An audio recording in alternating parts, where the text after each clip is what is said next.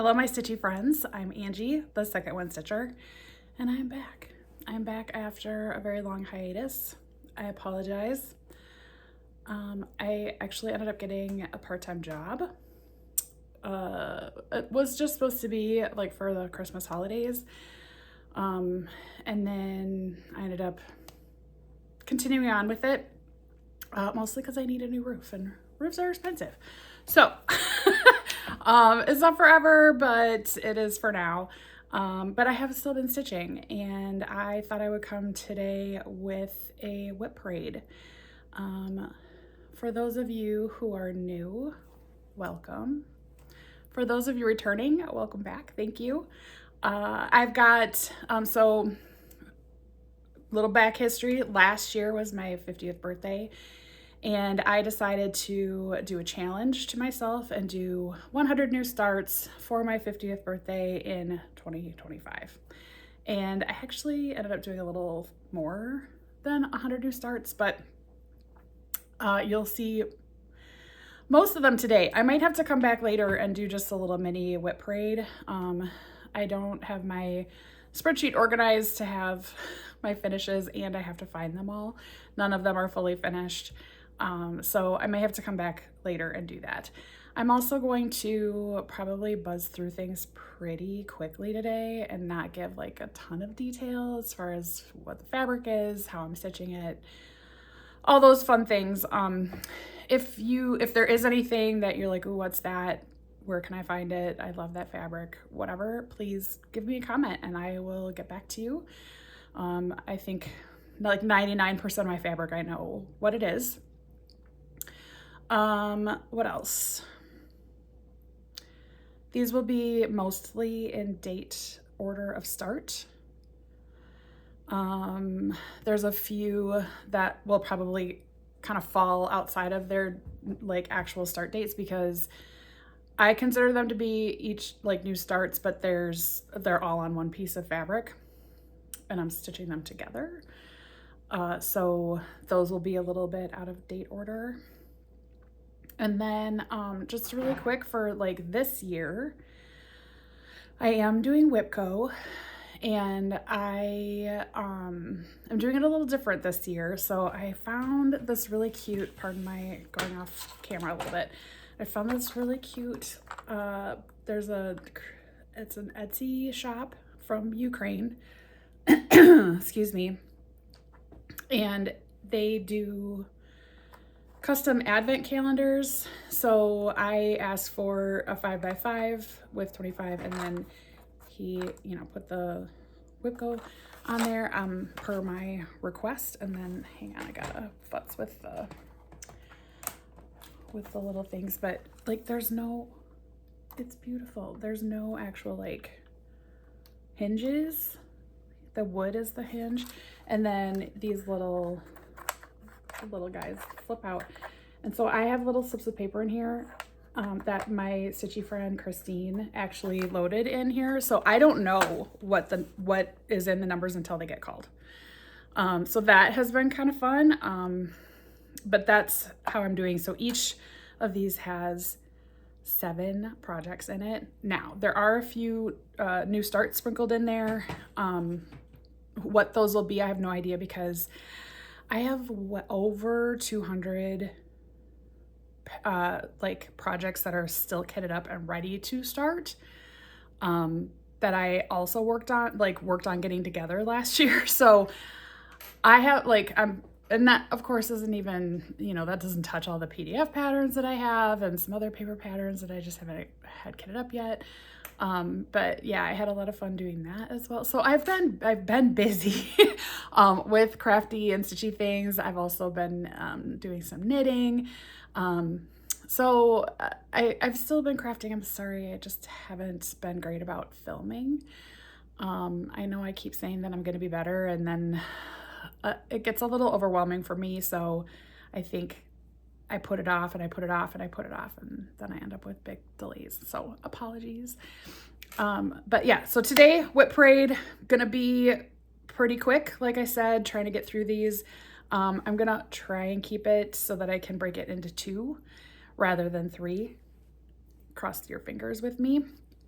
And then I'm gonna apologize in advance. I did not unzip things. So I'm gonna be pausing a lot because I did manage to get my crafts, like my cross stitch storage, organized so that things are in date order, and then I keep a key next to the door so that I can like kind of pull things and then put them back where they belong in that date order so that they're easier for me to find. And so like I just have not had a chance to go through and unzip things. So apologies that things are not unzipped. If you're listening with your headphones, I'm sorry. I just, like, for time's sake, I did not have a chance to do all of those things. So let's get started. The first project that I have to show is by Heaven and Earth Designs. Artwork is by Dominic Davison. This is Japan Garden. Sorry for the glare. I tried to fiddle with my lighting to get it to be decent, and it's really I like don't have a good spot in my house to film because like there are windows everywhere. Which isn't a bad thing, but yeah, it's really hard. So again, I'm also not going to be showing past photos, but I definitely, like, all this red is new. So that's exciting. I got to some new areas in that. And you know, this is a very confetti heavy piece. But it is going to be gorgeous when it is finished. Sorry, I'm standing, so I apologize that there's gonna be a lot of movement. But I have a hard time doing this seated, especially because I need to get up and down to go get projects out of the craft room. So the next one I have is Hamsa Mandala by Ink Circles. I'm doing everything called for on this one. And I finally got the second Hamsa symbol in. So let me, this way. So that is where I'm at. The fabric is not called for, but the flosses are.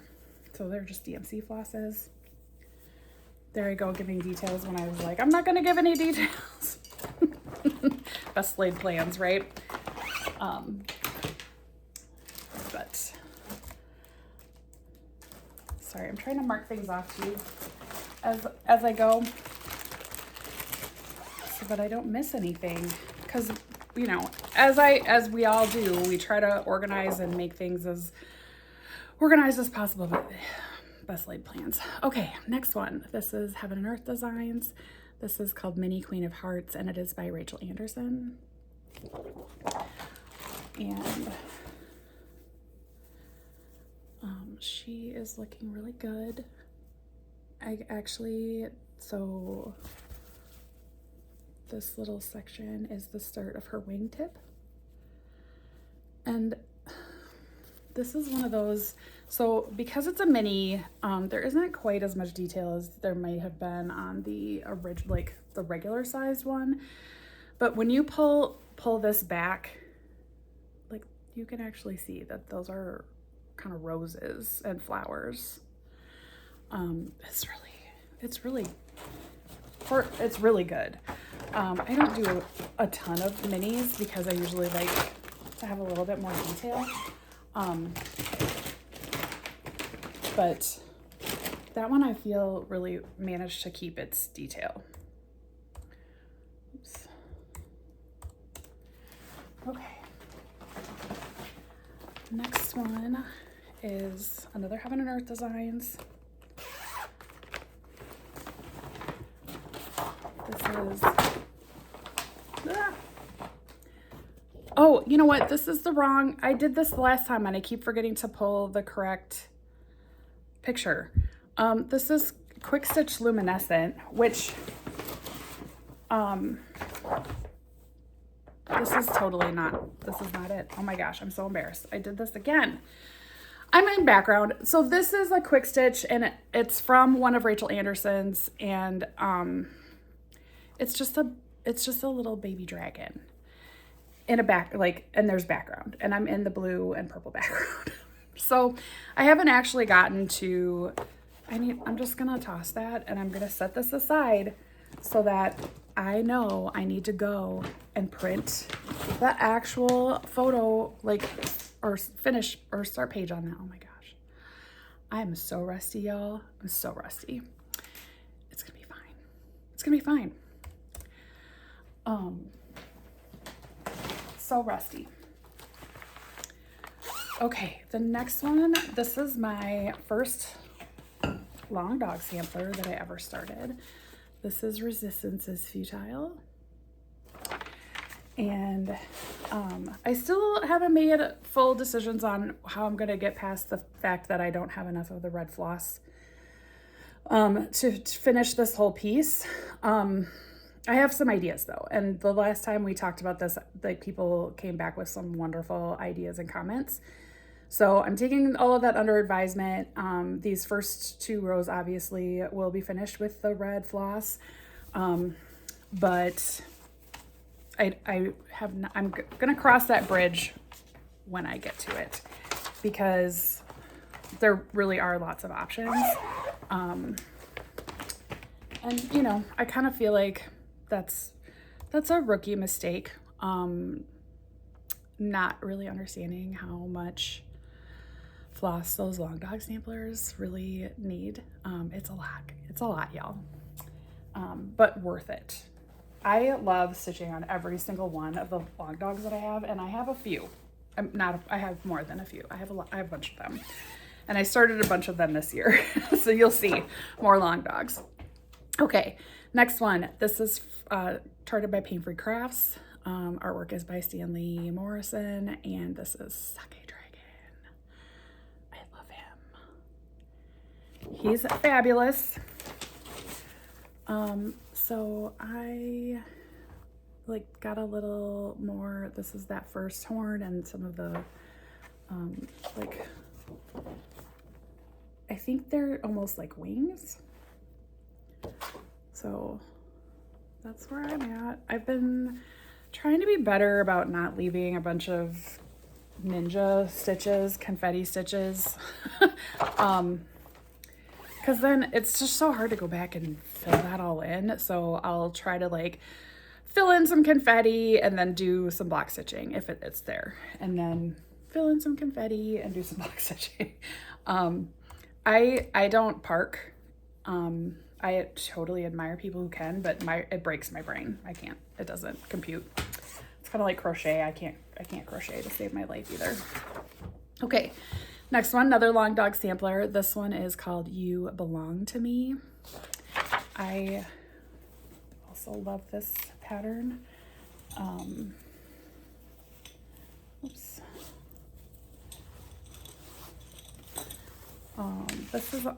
I use this one as a Silks for You, and it is not coming across very well. It is kind of a dark purple and almost like a dark green variegated. Let's see if I can, there, because I can't see.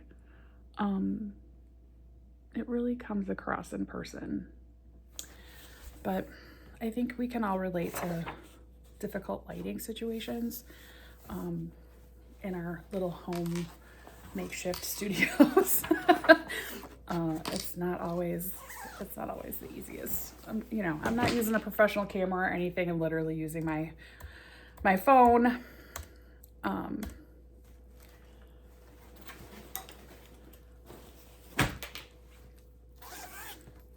When I was organizing, and even as I'm kind of going through this with you all today, I didn't realize I had started this one as long ago as I did. Like, I'm really, I don't know why this is surprising me. This Heaven Earth design, it is by Carol Marchetti. It's called Spirit of Autumn.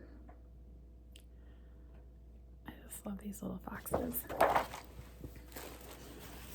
I've also, just to like, most of the, like, I know some of them you've seen in Q-Snaps, but I've been trying to kind of take things out of some of the Q-Snaps because it just saves on storage space. These are also kind of before I found pre-girded fabric, which is just the best invention ever. So again, it's all background right now, but I feel like maybe it's just because I'm filling in those ninja stitches that it looks more dense and that I feel like I've gotten more done. I don't know. But you know, like I'm in this section, so it's all this like really dark kind of tree, dark trunk area. I'll be excited to hit some of that greenery.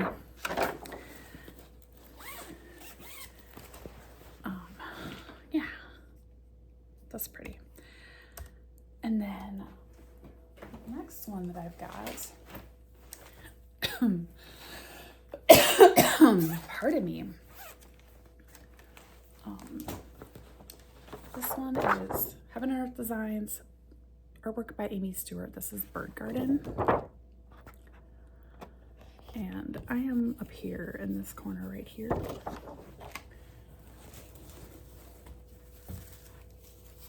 And I might be close to being able to, when I put it back in the Q-snap, put it actually like, I obviously still have some fill-in to do with that flower kind of behind the bird's head. But I'm close to being able to just completely shift where the position of the Q-snap is when I get to it next, which is very exciting. This one might have the most progress on it. Again, I didn't pull any numbers. This is literally just showing the projects because I don't want this to be 6 hours because that's a lot for everybody. It's a lot for me. It's a lot for you. So I'm trying to be quick. Okay, got another Heaven and Earth design. This is retired. This is a retired chart. You can no longer get this, at least not through Hade. I have no idea if Jeremiah Kettner has gone to any other designers. But yeah, Personal Sunshine. I love this one. She's so whimsical. I call it melancholy, but she's got her personal sunshine. So again, I'm in background. Got that flower pretty much done.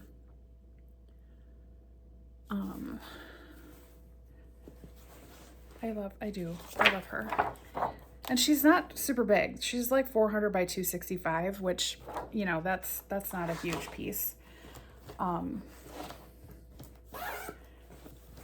trying to, you know, I've had thoughts of like, how can I get some of my full coverages, some more progress. And I think the trick is going to be getting more of my non-full coverages kind of finished or closer to finishing so that I can maybe focus on some of the full coverages. But at the same time, I love non-full coverage too. Okay. Okay, this one, many of you have probably seen this. This is Pain Free Crafts, artwork by Ann Stokes. This is Dragons of the Sabbat. There are some other content creators who are much further along with their dragons. And there's a bunch of us doing it. I'm filling in black. I probably will not color complete, especially not the black. It's got its own cone of doom. I might need more than one of these, which is fine. I actually have like some of the gigantic cones of doom. I actually think I have like 3 of them. So I'm not worried about not having enough black for my projects. I should have plenty. But yeah, that's, but I feel like, again, I am amazed at people who can do that kind of color completing. I am doing some color completing on some much smaller charts. And even that sometimes is, my brain is like, what are you doing? What are you doing? So, it's fun to try new ways of stitching, and see if any of it, you know, like works better or whatever, especially for full coverage. But just the way like my brain works, that like parking. I can't do it, you guys. I can't do it. Okay, this is the next one. This is called Elemental Dragons, and this is the air version. There are 4 of these. I have water finished, and that's been finished for a while. And then these other 3 are all in progress. But I've actually made some decent progress on this one. Oh, they're so good. So I like finished this like section, and then I kind of moved down here, and I was wanting to get like the next. So that's been my focus there. Oh, I love these charts. They're a lot of fun. Tracy Horner is amazing. Okay. That's my first little section. So I'm going to pause and I'll be back. Okay, I am back. My next piece is from Pain Free Crafts. This is artwork by Lars Stewart. I believe that this is discontinued or retired. But it is gorgeous. So I'm up in that upper left-hand corner. I'm an upper left-hand starter. And it's so funny, like when you look at the artwork, that just kind of looks like a big nothing, like, and some of it, but you can, like, the detail, it's so good. It's so good. Sarah's charting is amazing. And her kits are amazing. Little plug. So this is how her kits come. They do come folded, but they're pre-cut. So you really just have to unfold it. The pre-cutting is very nice. There are some that you kind of have to mess with and do a bunch of cutting and unspooling it yourself, and that's hard. It's a lot. So if you can afford it, or if you or wanting to give yourself a gift or something, Sarah's charts or her kits are amazing. Okay, next one. Not sponsored. This is just me loving Sarah's kits. This is Bella Filipina Magwayan.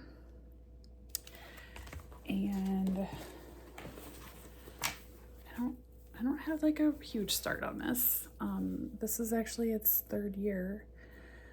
The dress is tricky because it's all these lines down, right? So like the way this fabric flows, because I'm kind of like in this section right here, is that it's a lot of columns.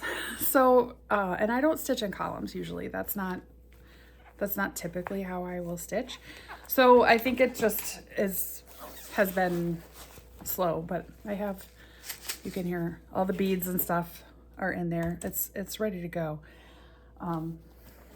Ready for me to get a move on. Okay, this next one, I think this was technically a restart last year, but I'm keeping its original date. I made some like really terrible counting errors. So this is Heaven Earth Designs. The artwork is by Leanne Seed. Story Keep Oriental Courage. And this is the one that I was talking about where I'm trying to color complete for the first time. So I'm gonna do all the black. And that dragon is looking really cool.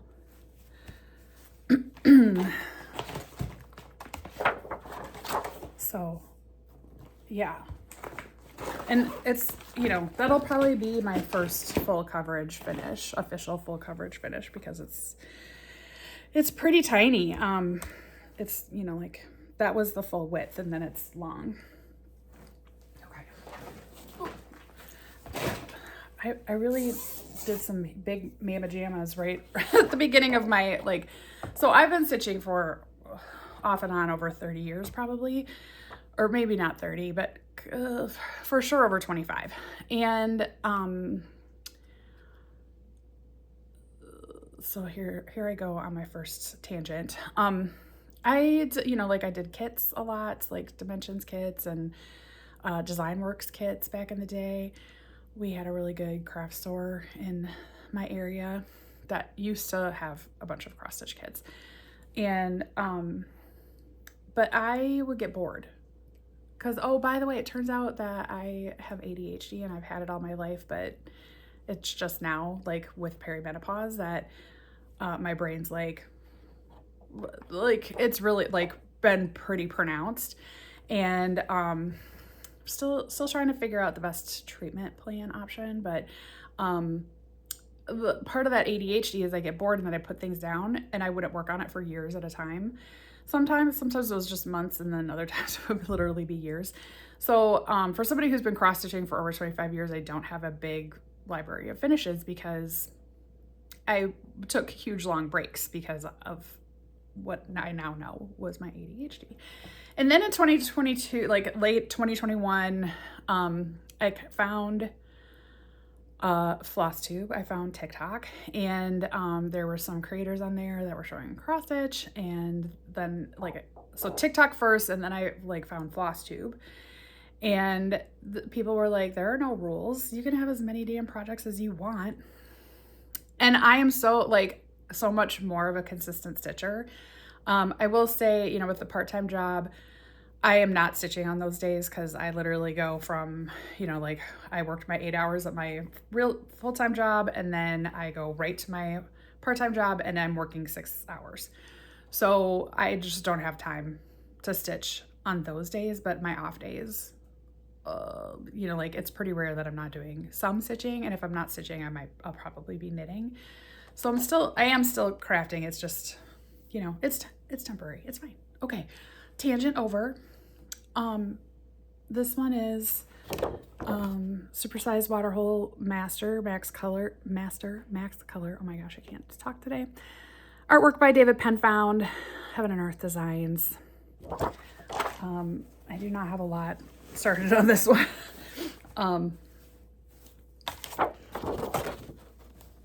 I got to the start of a bird, I think. Yeah, it's a bird.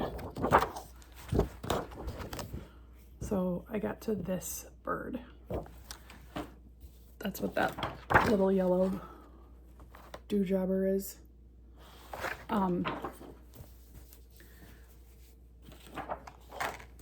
Yeah, this is so big and so confetti. I don't know what I was thinking when I decided to do the max color. Not that this is my only max color, because it's not. I've got several more. I don't know, what's several? Is it more than 4? Is it more than 5? Is it a dozen? I don't know.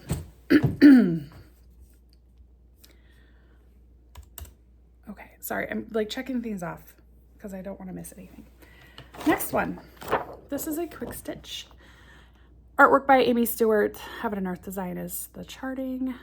This is Quick Stitch Pride and Prejudice. And this one, I've also made some decent progress. This one also has a fair amount of confetti in it, but I this, other than this little bit right here, that's all filled in finally. The last time you saw it, there was probably a whole bunch of holes in there. So I am trying, like I said, trying to redo or rethink how I do some of my stitching. Not so much in the, the block method, completing a full block and then moving on to the next block and using parking, because it doesn't work for me. But trying to be better about not leaving a bunch of those holes has been making me feel better about my stitching. So, okay, this next one, this one is charted by the Sewing Shop CA. The artwork is by Alexander Gallagher. I think that's right. This is called Many Hands. I love the imagery on this. I love the imagery on this. I feel like this is exactly where we need to be right now. Many hands. But I am in the background.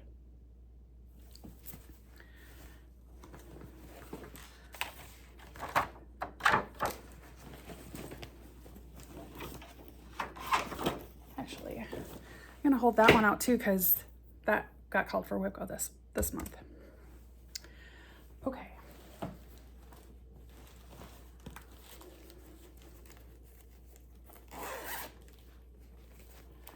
My next one is Chart by Gecko Rouge. It's by Don & Spencer Davies, and it's called Solstice Pentre.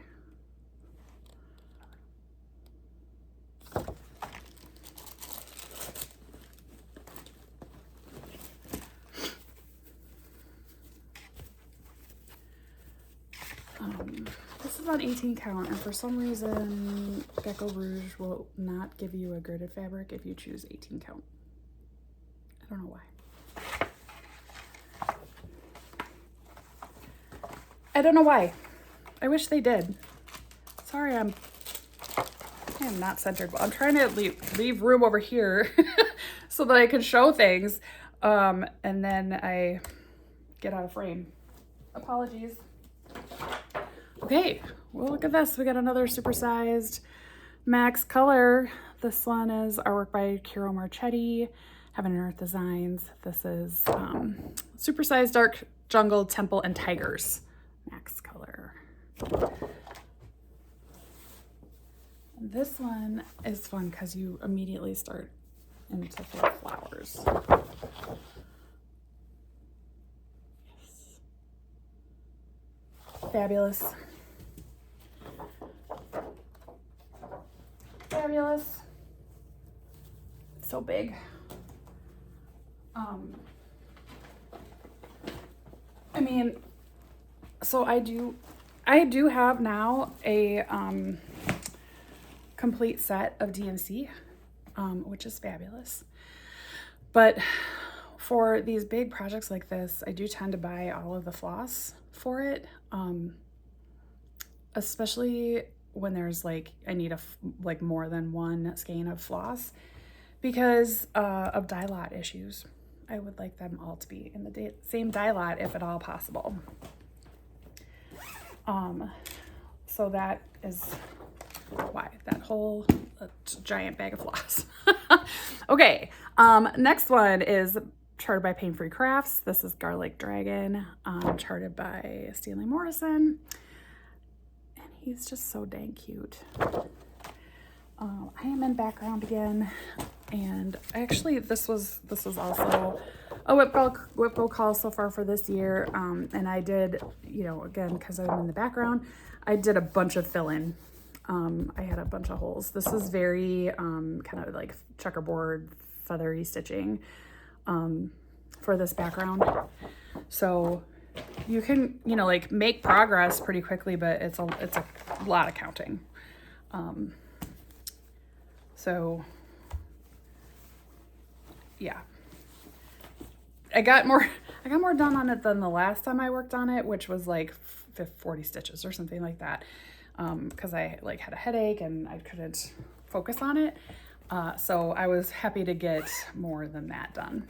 Okay, this next one is Tortoise Tower by Plum Street Samplers.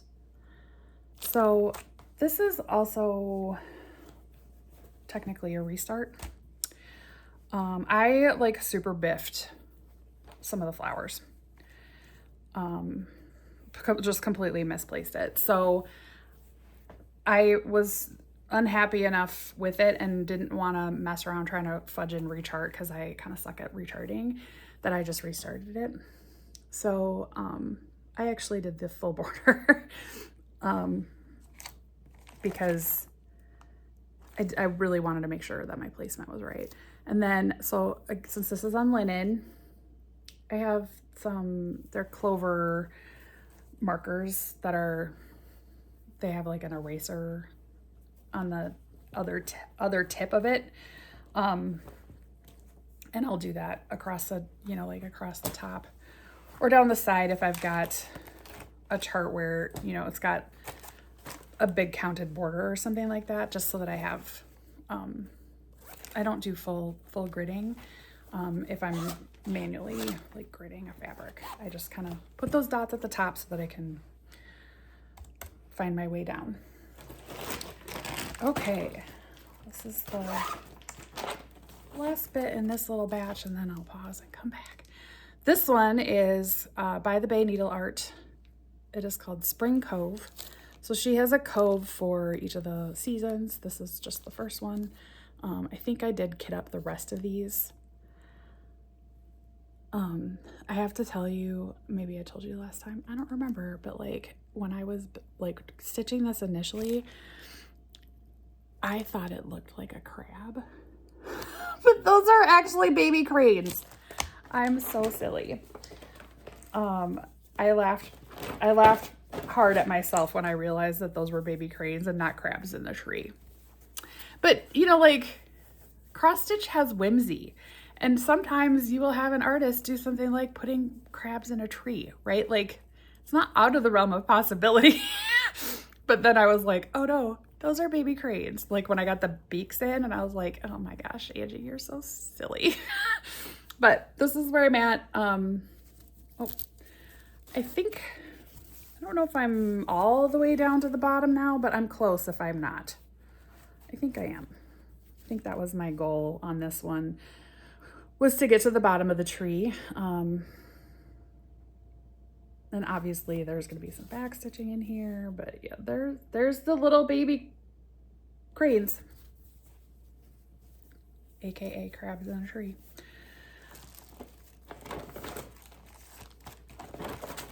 It's all good. It's all good.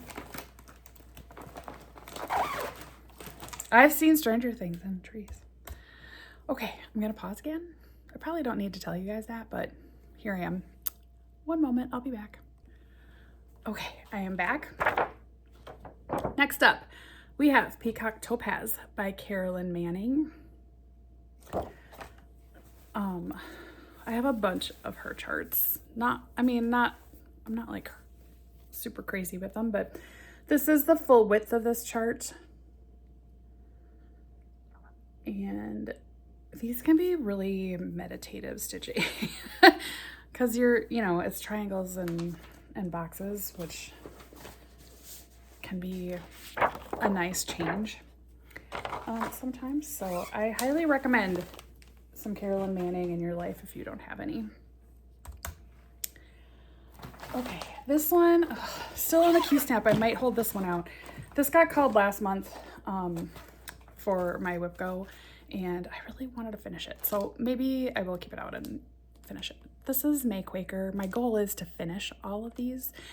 So I started these the year that I moved into this current house, and you can tell like January through like March are done, and then the end of the year charts are all done, but the middle ones are not done because that's when I was like moving and chaos and whatever. So this is May Quaker from the Heart Needle Art by Wendy, and I'm super close to a finish on this. I need to finish this motif right here, and then I think there's one, like a little one that goes in right there.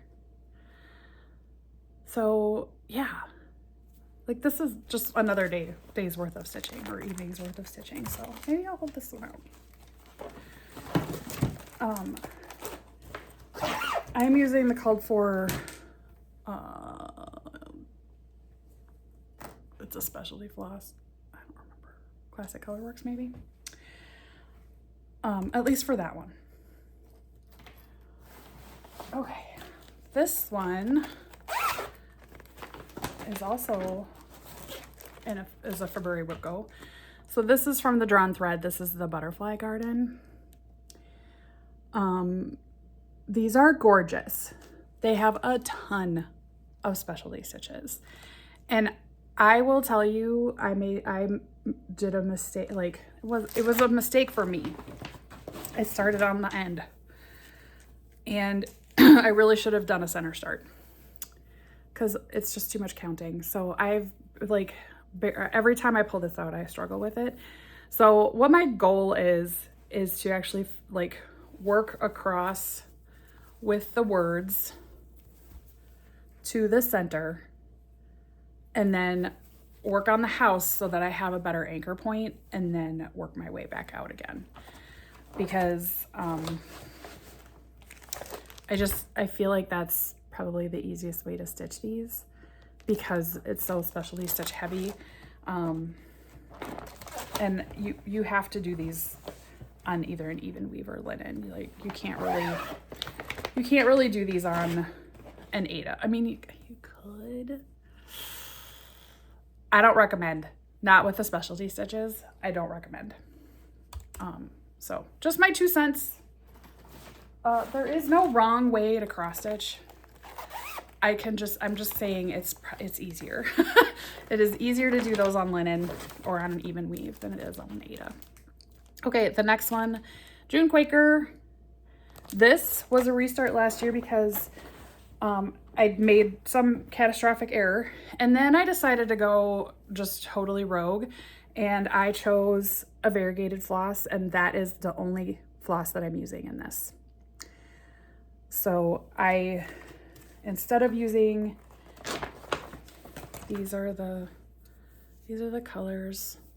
I wasn't super, like, these are not my colors, and that's okay. So I switched. This is I think it's from Dying for Cross Stitch. It's called Mariana. So it's a really pretty variegated, and I'm just doing the whole thing in that. Because again, there are no rules in cross stitch. There are guidelines. There are things that will make your stitching look nicer. But there's no rules. Don't let anybody tell you that there is. Screw that. Okay. July Quaker. Also from the Heart Needle Art. And again, my goal on all of these when they get called for WIP Go is to finish them this year. I don't have a lot of like, this is my goal for a piece, but I really would like to get these finished. Because then once they're finished, I feel like I can think about how I want to finish them, like fully finish them. So that's July. Because these are a lot. They really are like fun stitches. I have a good time with them. Okay.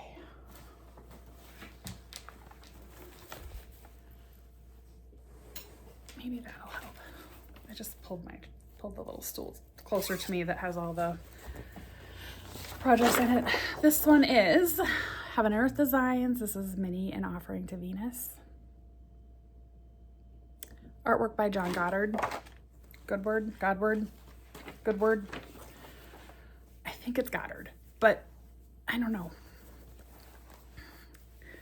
And that is where I'm at. Those are stitches. Aren't they? I don't have my glasses on, so I can't actually see, but I think those are stitched. Yeah. So again, I'm in background.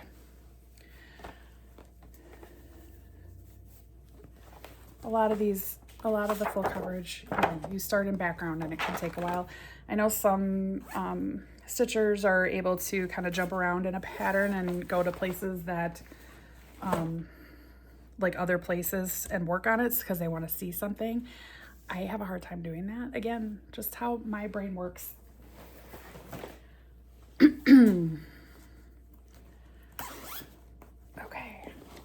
this one is Maxine Gadd.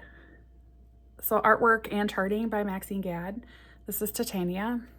She is a gorgeous. And I love the fact that Maxine Gadd really has some diversity in her charting, right? Because Titania, Shakespearean, character would not traditionally be a beautiful Black woman, but I love her. And I am in background. This is actually a green color. I know it's not coming across very well, but sorry for all the background. You gotta stitch the background before you get to the good stuff. Or at least I do, because that's how my brain works. Oh, the things we learn as we age and like are exposed to these things. I was definitely that generation where it wasn't a thing, especially not for girls, to be diagnosed with something like ADHD. And I gravitated a lot of the time to jobs that, like, it almost was a benefit to have some ADHD going on. But now that I'm older, it's a struggle. Okay. August Quaker. I don't know if this is the last one. Maybe September still needs to be done too. We'll see. I guess I can't even remember if it's in the pile or not. But this one is also very close to a finish.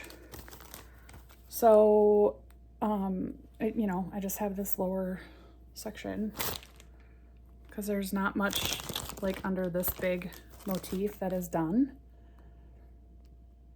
So, yeah, I'm excited. I'm excited to have these done.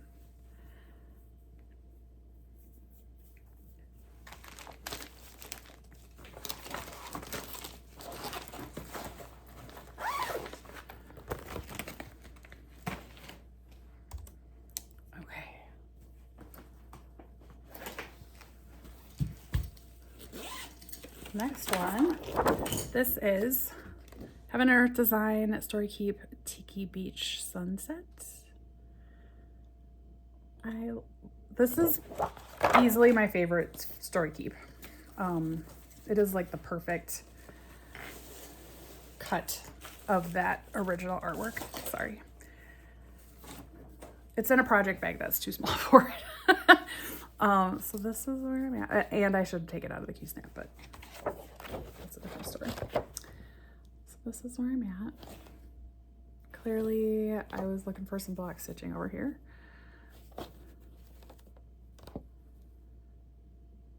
Ugh, so good.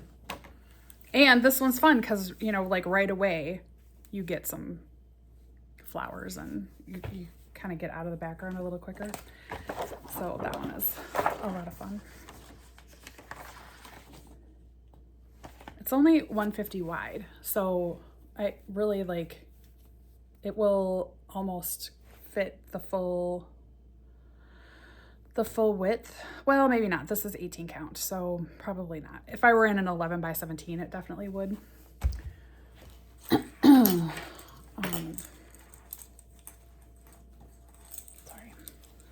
If you ever want to see my floss monster, I floss drop everything.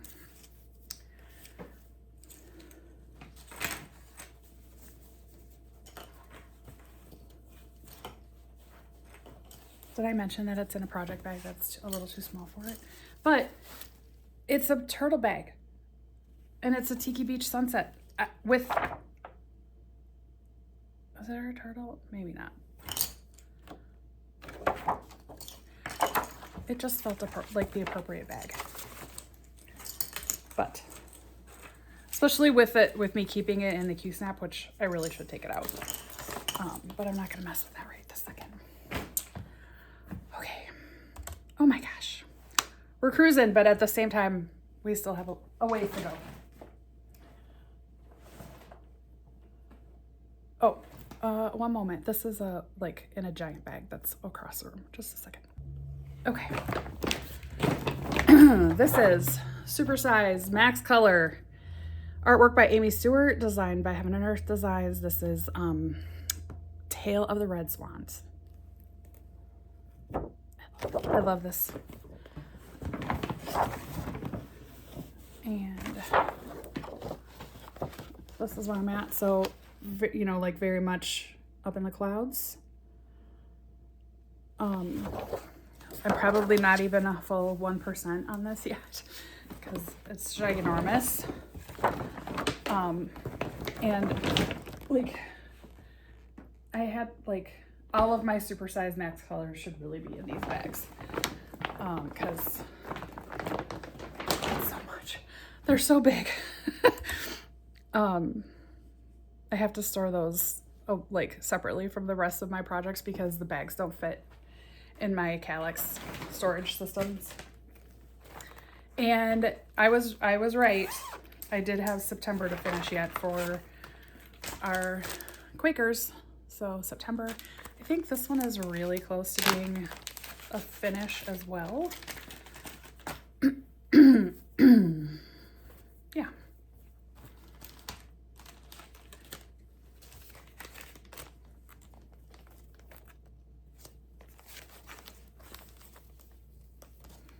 So I think this one should also be pretty easy to finish.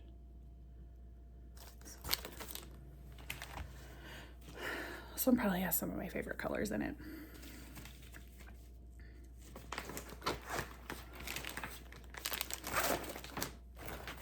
Okay. What's next? What's next?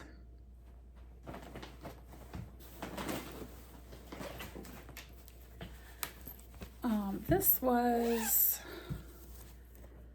I don't know if it was a stitch along or it was a start along, but it was a collaboration with Evertoach, and it is for Maximum Cross Stitch. This is September's Revenge. I think they did this for like one of the sampler Septembers a couple of years ago. I don't know if there's copyright. I don't know. I feel like it was 2023, but this is where I'm at.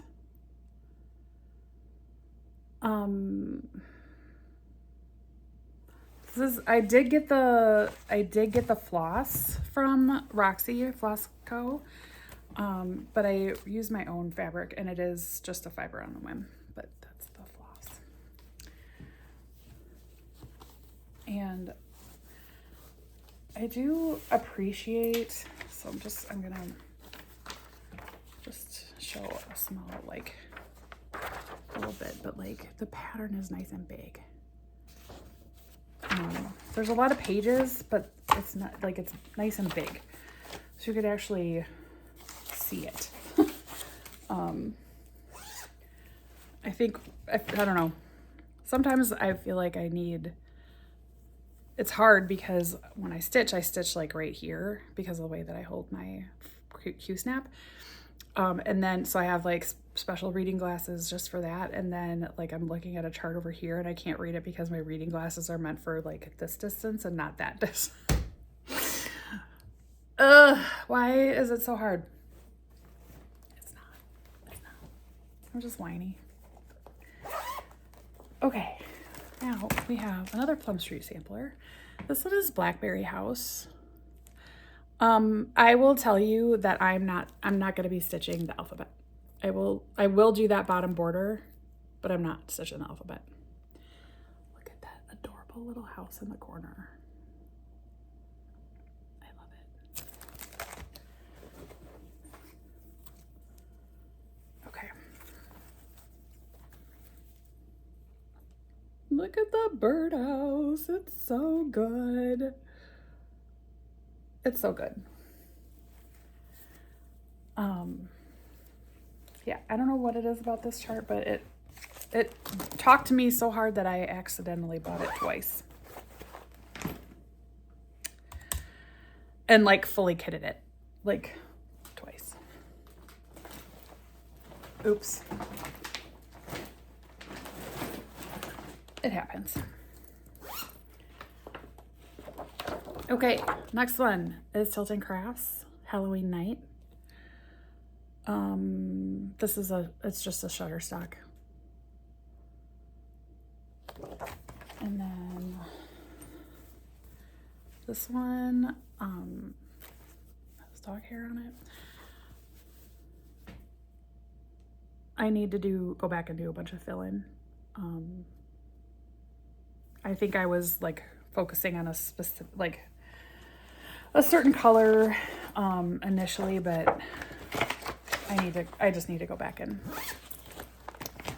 do some fill-in so that it looks a little cleaner. And then, oops. The next one, this is a restart. And I like actually pulled the other start out because it was so tiny, baby. Cause it was on 40 count and I was just really struggling to see it and I wasn't enjoying it. And then I was like, okay, I'm just going to put it on a different fabric and pick a different floss. And in that one sitting, I stitched over 1,000 stitches and this is where I got to, and I love it. So, oh, hi. This is M. Courtier and it's by the Scarlet Letter. Look, it still has like an actual picture on the front. I love these. Yeah, so I think last time I don't know if it was the last time I filmed but when I showed this one and the restart of it, and I kind of went on a rant about, you know, if you still really love the chart but you're struggling stitching it, maybe try a different fabric. Like sometimes it's just, or a different floss. Like sometimes it is that simple. And it can make the whole thing better. Okay, next one. This is Minnie Ladybird in the Meadow. This artwork is by Lucy Pitaway, Heaven and Earth Designs. This is also retired. I'm very sad that Lucy Pitaway, I think she's exclusive with Bothy right now, and it's a kit. And the Bothy kits are nice, but they're not as detailed, in my opinion, as like a full coverage chart, like fully chart. Again, just my opinion. So I'm in the sky. It's really beautiful. And it yeah, I am looking forward to kind of getting down into the beach. But I will also say Lucy Pitaway's artwork lends itself well to the minis. You don't lose a lot of the detail, just because, not that her artwork is, don't want to call it like simple, but just the design of it doesn't require the really fine detail and some of the Amy Stewart charts might. Again, just my opinion.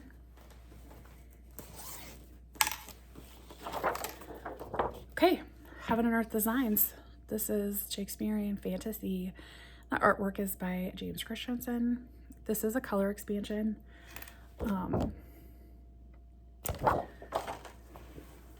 I'm also using Floche, DMC Floche, for the black on this.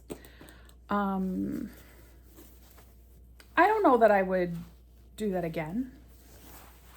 I'm actually usually okay with coverage with the DMC black. I know, like people are like, no, I only use DXC. You know what? Do what works for you. There are no rules. So this is where I'm at. Those are like two 939 stitches that need to go in.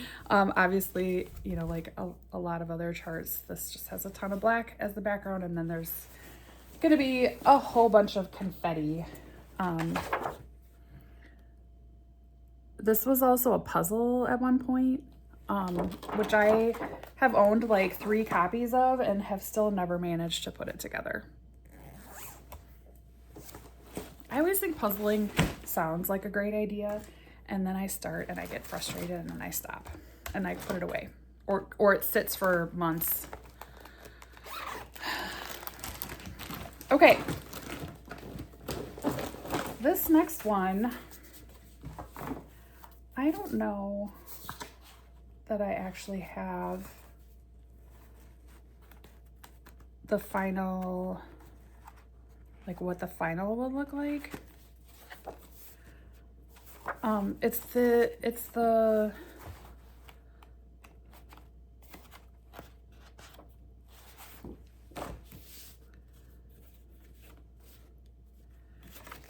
Modern Folk Embroidery Stitch Along from 2023. Okay, maybe this is, I don't have a full, so this is the chart. I don't have a photo of what it will look like. I did not do the Modern Folk Embroidery Stitch Along this year. And I'm glad that I didn't pre-order it because, I mean, when you do the pre-orders for that, if you want, you know, like the Roxy floss and the fabric and whatever, you have to order it like really early in the year. And I was like, okay, I actually have 2 that I haven't finished. And then, so I skipped it and I was like, oh, this year I'll get, you know, like during December, I'll work on the 2 that I have. And then I ended up doing the part-time job during peak for a local business here. And like there would have not been any time. So I'm glad that I didn't pre-order it. But this is where I'm at. This is on a linen. And I made so many damn counting errors. I really struggled with this one. It's lovely. I don't know what, like my brain was fighting the linen that year. And I don't think I even had it as a WIP Go project last year, to be honest. I don't think I did. But it is on the list this year and I would like to try and get some progress on it. I don't know if it'll get finished, but we'll see. Okay, time for the next switch out. I'm at about an hour, not quite halfway through yet. We'll see. Okay, I'll be back. Okay, we have Heaven and Earth Designs Night Lights, and this is the Max color.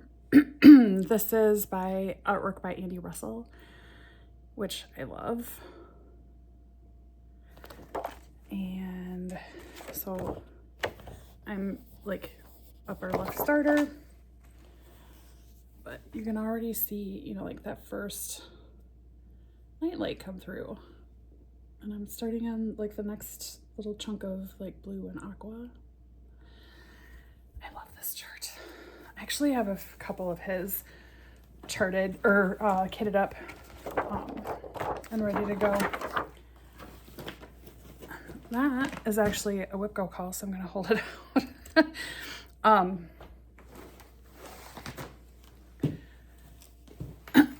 So yeah, I have 14 projects every month and then whatever new starts I feel like. That is why I did all that kitting up. Because after I did, you know, like did the 100 new starts for last year, it was so much fun doing all those new starts. And a lot of them are not big, you know, like I definitely have some full coverage. I have some big charts in there, but a lot of them are just smaller little like series of charts that are not gigantic and actually can get finished in a relatively small amount of time. And so, yeah, I don't know. I'm babbling. Let's keep going, Ange. Okay, Pay Free Crafts. This is Belle the Highland Cow. Artwork is by MJP. I love this chart too. It's so colorful. I know that the flowers at the bottom are going to be like, oh my God, crazy confetti, but it's going to be worth it. So this is where I'm at. The little mountain in the background already like almost completely filled in. I do have some ninja stitches on this that I need to go back and finish. But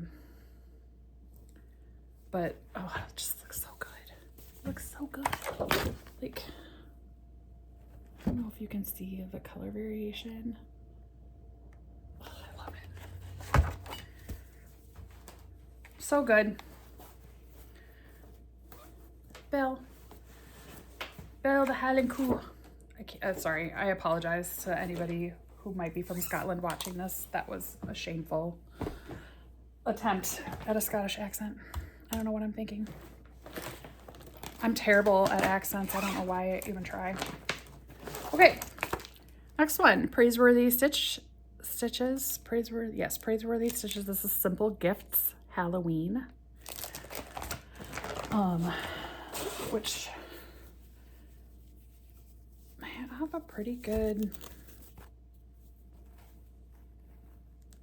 start on. I think I'm more than halfway.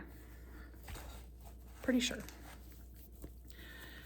And this one, again, like it does go relatively quickly because I'm only working with 3 colors. It's just, you know, like some of it can be sort of fiddly counting. I technically started this as a start along with a couple of other people. And then I got a dog, and that quickly that went by the wayside, and I did not like do the actual stitch along because those first several months that I had my puppy, she took all of my brain power. So this next one is Meeting on the Turret Stairs. Artwork by Frederick William Burton. Heaven and Earth Designs charted this. This is a really cool painting. I think you can see it. It's in Ireland. But like they only open the cabinet door for like an hour or 2 hours every week or something like that. Like, because it's a watercolor, so they have to be really careful to not let it have a lot of sun exposure because it'll like fade so quickly. Couldn't tell I was doing some block stitching there. But, and I got the matching needle minder, which I love. Yeah, this is a gorgeous, gorgeous piece of art. Maybe someday I'll be able to coordinate and actually get to the museum that has it. Okay. My next piece, this is Plum Street Samplers. Oh my gosh. This is Float. And I have not started it yet, but I am doing this all on the single piece, and I'm the partner piece to this from Heartstring Samplery, which is Sting. So they'll be on like this one will be below Float. And I have a counting error in here somewhere, and I cannot figure out what the heck I did, but I'm fudging it because this is 40 count. And I hate frogging on 40 count because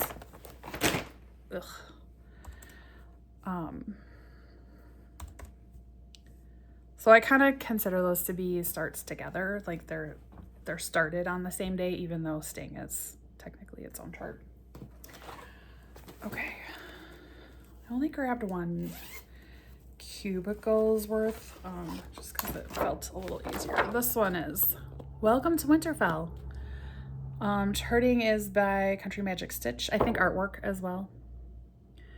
So this one is, I mean, it's full coverage. It's not huge. And it is truly a ton of block stitching. So like I would consider this to be a good travel piece.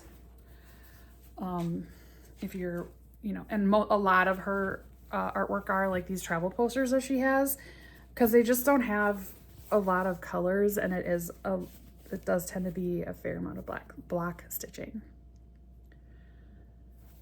But yeah, this will be fun when it's done.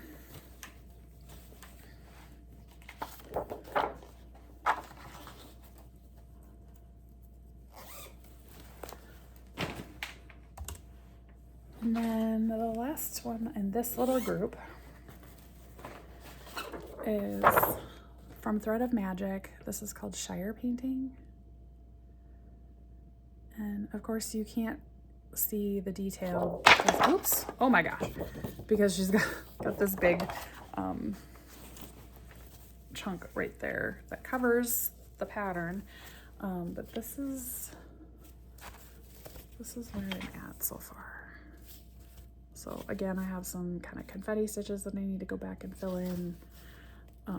Like this little, that needs to be filled in. But I definitely, if I'm not specifically working on ninja stitches or confetti stitches, where there's just one or two, I will tend to work a thread out until I can't work it anymore. And then I'll either pick another color or maybe go with the same color if there's a lot of it in the same area. Because again, that just like makes sense to my brain. So I'm in like a modified cross-country stitcher, I think is what you would call that. And that works for me. Okay, I'll be right back. Okay, now I've got from Pain Free Crafts. This is artwork by Nene Thomas. This is Amethyst Moon. She's so pretty. There's my baby start on the background.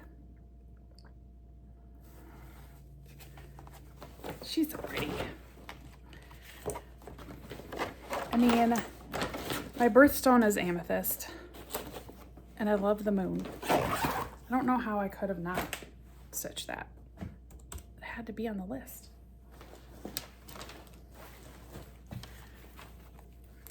It was meant to be. Okay, next one. We have artwork by Artisy, or I'm sorry. So it's an Artisy chart. It is by Trina Clark. I think she did this artwork. Colorful Ocean. And it's so pretty. Like this kind of stained glass effect is just gorgeous. Oh, I love it. Also, I need some ninja stitch filling in. But it's beautiful. The colors are gorgeous. Yeah, it's good.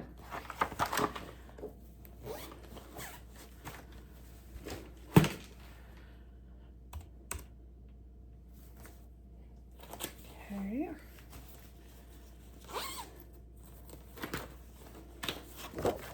Next we've got Cozy Winter Evening. This artwork I think is Uliana Babenko, arted by Heaven Earth Designs. Sorry for the glare. And she's so cute, the little girl. And that's where I'm at. I can tell you these little string lights, so much confetti. There's like a dozen different colors in that like 5x5 or 6x6 little square. Like there was a lot of like, there's one stitch. It looks beautiful. It's a lot of confetti. And this is not like a max color. This is straight up regular colors. But boy, oi. Sorry, I'm holding that one out because that is also on my WIP board. I'm sure I'm missing some of the ones that are on my WIP board, but if I'm remembering that that's on my WIP, I'm trying to hold it out so that I've got it. Okay, the next one, this is from the Airmail series from Lindy Stitches. This one is the rose-breasted cockatoo or a gala. And this is the February, so yeah, each month has its own bird. And I am using this is actually the called for fabric, which is just Silver Moon from Zweigart. And I'm using the called for flosses on all of these. I have all of these started. So I've got a good start on that bird. And this is probably the only one that I have the entire border done on. I usually will, like after this first one, or maybe there's two that has the entire border, but I literally was like, so I will start enough of the border to get me to a point where I can like start the bird or some other motif on those charts. And then I'll just kind of go back to the border. Cause I mean, the border, it's not hard. It's not hard. It's just, it's a little boring. Okay. Elemental Dragons Earth. This is from Ink Circles. One of these got called this month, and I can't remember which one, if it's this one or if it's one of the others, but yeah, this one I don't have quite as much done on. but I still love it.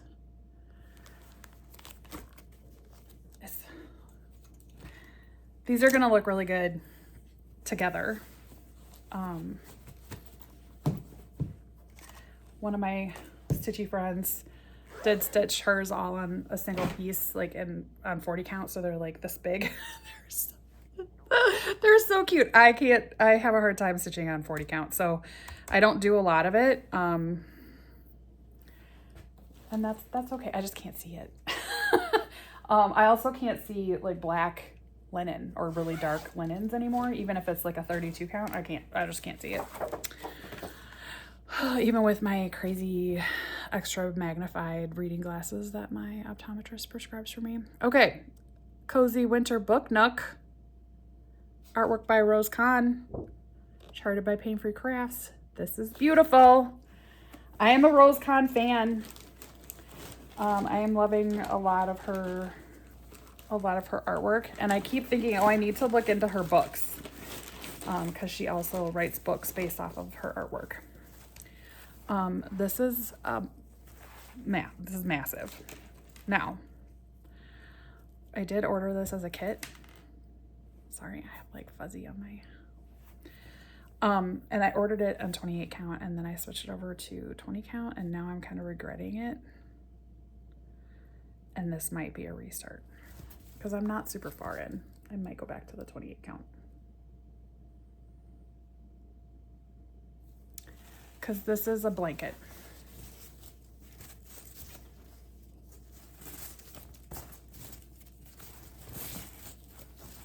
Like, I can't even.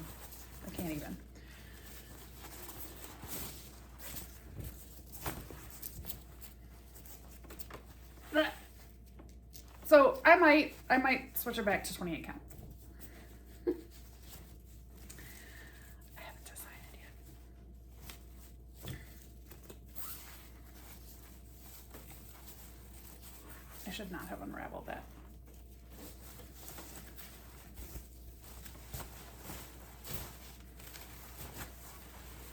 I'm sure I repurposed that 28 count for something else, but I can get some more. I will make a decision when that one gets called for WIP Go. Oh my gosh. I'm gonna have to refold that because it is not fitting. Okay, and then this one, I also don't have a cover for it because this is a stitch along. But I have most of it done, so you're gonna be able to see. This is the Deadly Aquarium stitch along from Lola Crow. I just need to do back stitching. So there's, you know, like there's some jellyfish that you can't see because they're fully back stitched. But this is gonna, like, when this gets called, I will be finishing this. I will be finishing the back stitching. This one, I was able to keep up with it almost to the end, and then that was when I got my puppy. And I feel like maybe the first like couple weeks that I had her, I was able to continue to stay on track with that, and then not so much after that. Okay. I did just grab one, so I'll be right back. Pausing. Okay. Next one we've got is Prairie Schooler.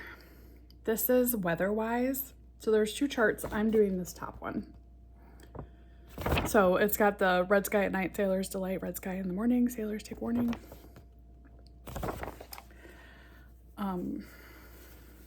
That's it.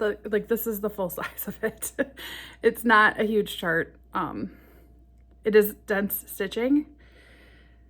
I mean, underneath the words and stuff, it's almost full coverage. So, but my grandma used to say that, so I was like, oh, I have to do that one. And in case you're wondering, we're still in 2024. I've not gotten to 2025. Pardon me, to the, you know, the 100 new starts. And like I'm mid-year through 20, or yeah, like not even midway through 2024.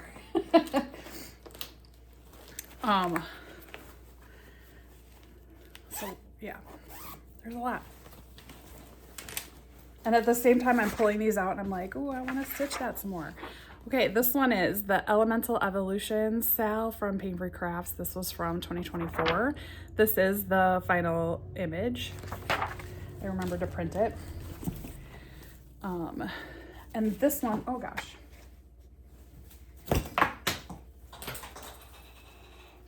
I just flung the needle minder. So when she released this guy first. And so I started down at the bottom.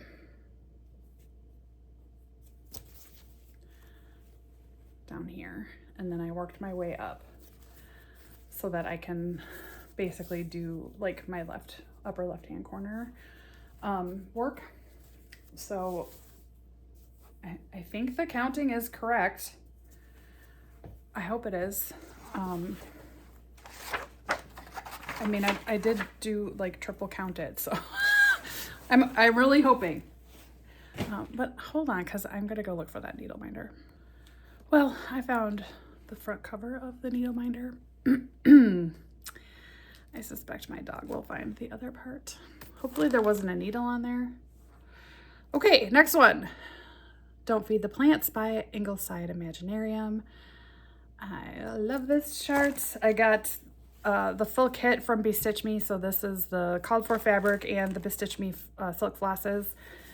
I freaking love this chart. It's so good. Highly recommend. And the Bestitch Me silks are chef's kiss for the colors and stuff. I love it. It's really good.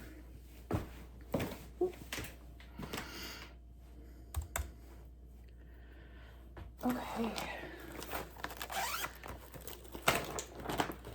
This next one is from Pain Free Crafts again. This is artwork by Chris Dunn. This is called Simple Pleasures. I love the little mouse knitting while they're reading the book. Not a huge start, but like you can really see the thatch in that roof. It's so good. It's so good. I'm kind of like the Chris Dunn artwork is all really cute. He really has more of a muted palette though, which is not always my favorite, but some of the art is just so good. So next one is, I'm doing the dark one. This is the twisted band sampler from Northern Expressions. I'm just doing the cross stitch version, not the fancy or the specialty stitch version. This is on Black Ada, and that is where I'm at. I apologize for all the backlighting, you guys. Again, I don't have a great place to film that doesn't have a window behind me. There's windows everywhere, and I mean, again, it's not a bad thing, other than when you're trying to film. Okay. The next one, this is artwork from the Golden Kites. This is Home in the Mountains, aka Rivendell. I don't know if it actually tells me who the artist is. I don't see that on here.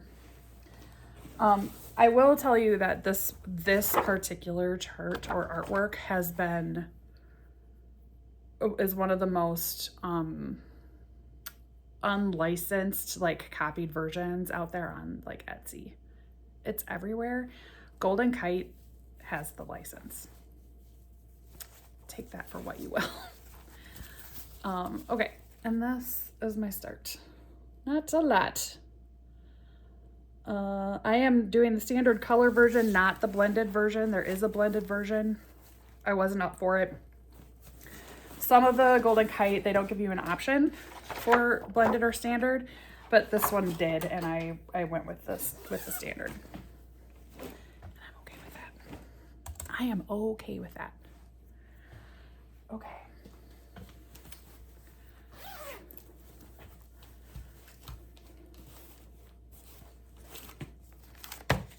Next one is Plum Street Samplers. This is Winter Moon.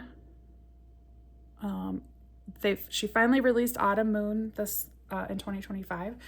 I haven't purchased it yet, but I'm not super worried that it will be out of print. I'm still a little bit on a chart ban. Like, I'm not buying a lot of cross stitch supplies and charts and stuff like that because I have so many. I will get the Autumn Moon eventually, and I have the other three or the other two in this series. I am doing these on 40 count, and I am using the cauliflower, which is Saltbush, that 40 count Saltbush from Fox and Rabbit. But that's where I'm at. Let's try to hide the window. It's so good.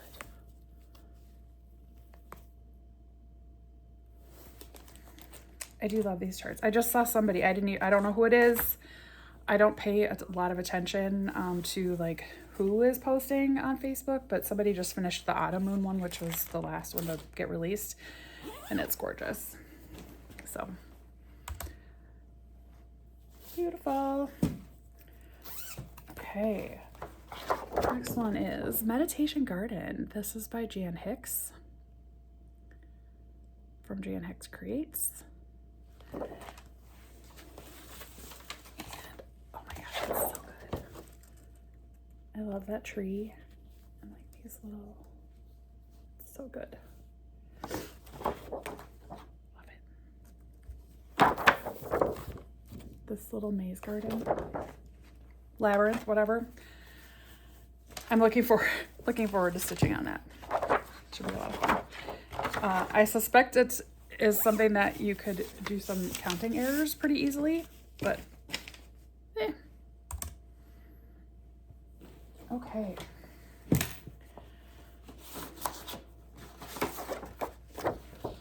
Dragon Artist, charted by Paint Free Crafts.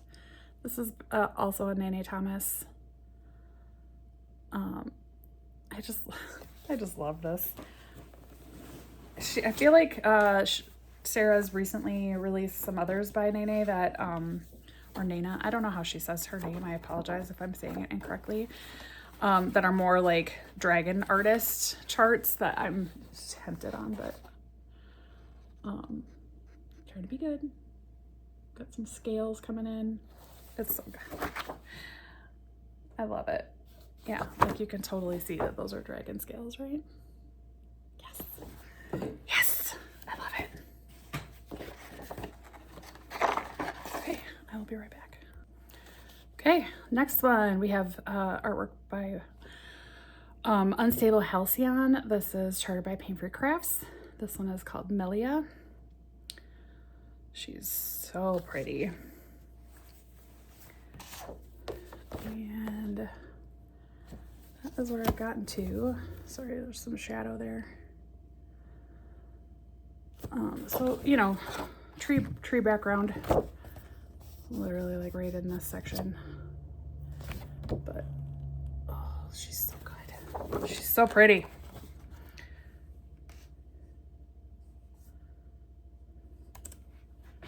Sorry, my spreadsheet decided to scroll back up to the top on its own. That's irritating.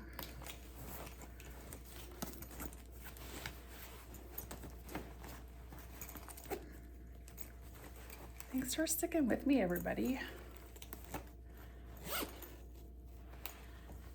I know I'm kind of late for a WIP parade, but maybe you'll still be in the mood. Okay, here's the final Ink Circles Dragon. This is Elemental Dragon's Fire.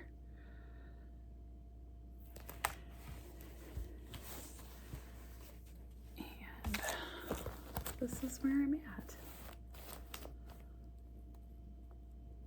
So also not super far on this one, comparatively. The Air Dragon definitely, I think will be probably the next finish, but it's all good.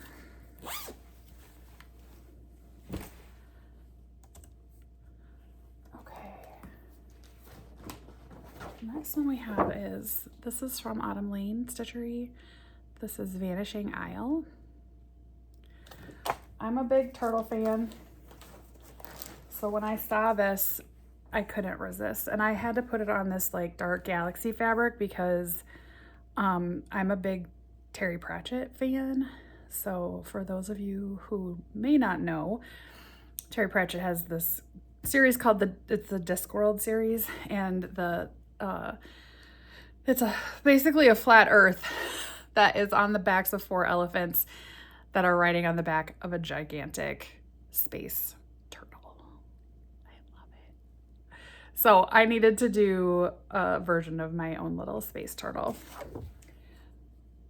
So yeah, it's coming along. I don't know, probably won't get finished with this rotation, but it's not a super, it's not super big, but it is a lot of fun to stitch on. I am enjoying that one. Sometimes it's not a bad thing to take your time if you're really like, you don't want it to end. I do that with video games where I don't want it to end. Okay, Blackbird by Mirabilia. For those of you who have watched me before, you'll know that I had a dreadful, dreadful error in that I had cut the fabric on this piece, and then I like grabbed the wrong, like too small, like the smaller piece. And so I had to restart it because I literally couldn't, like the fabric wasn't big enough. So I've restarted it. It is the same fabric, but it obviously is a new piece of fabric. I was so sad because I really had a good chunk of this done.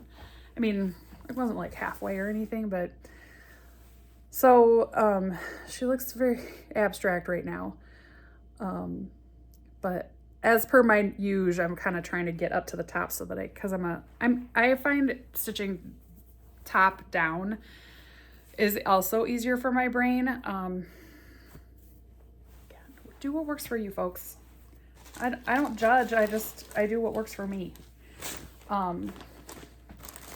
So that was very sad that I had to restart that. And when I figured it out and was like, because I was kind of doing some counting and like was trying to get up to the top, like of her head and her hair, and I'm like, this is wrong.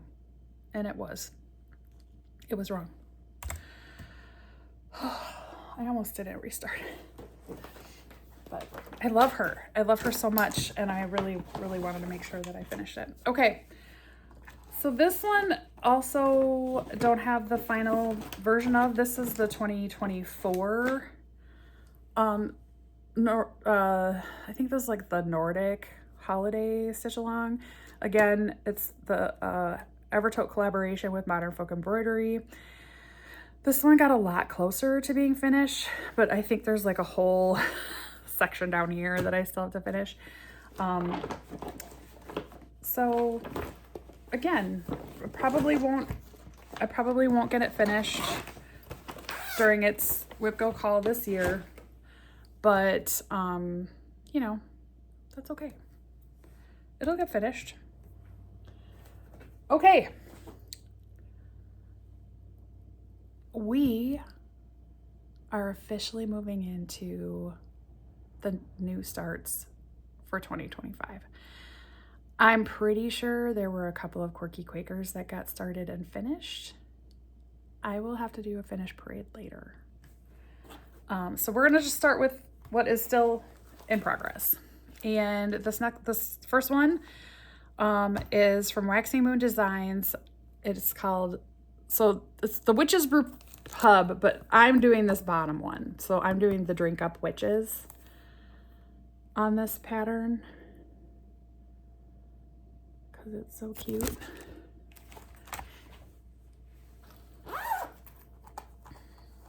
Oh, and then I zip it closed. What?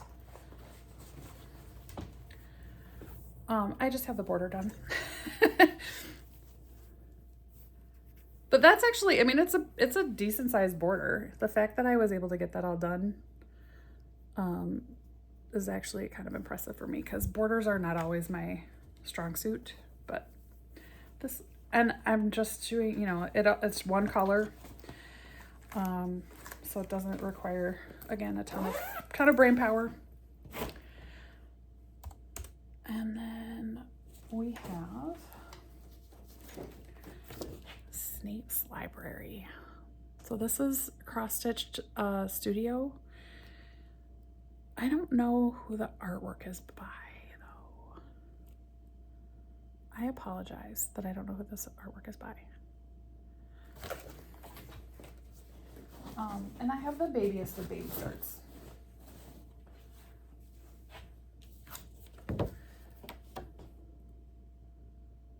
I suspect that's all 939.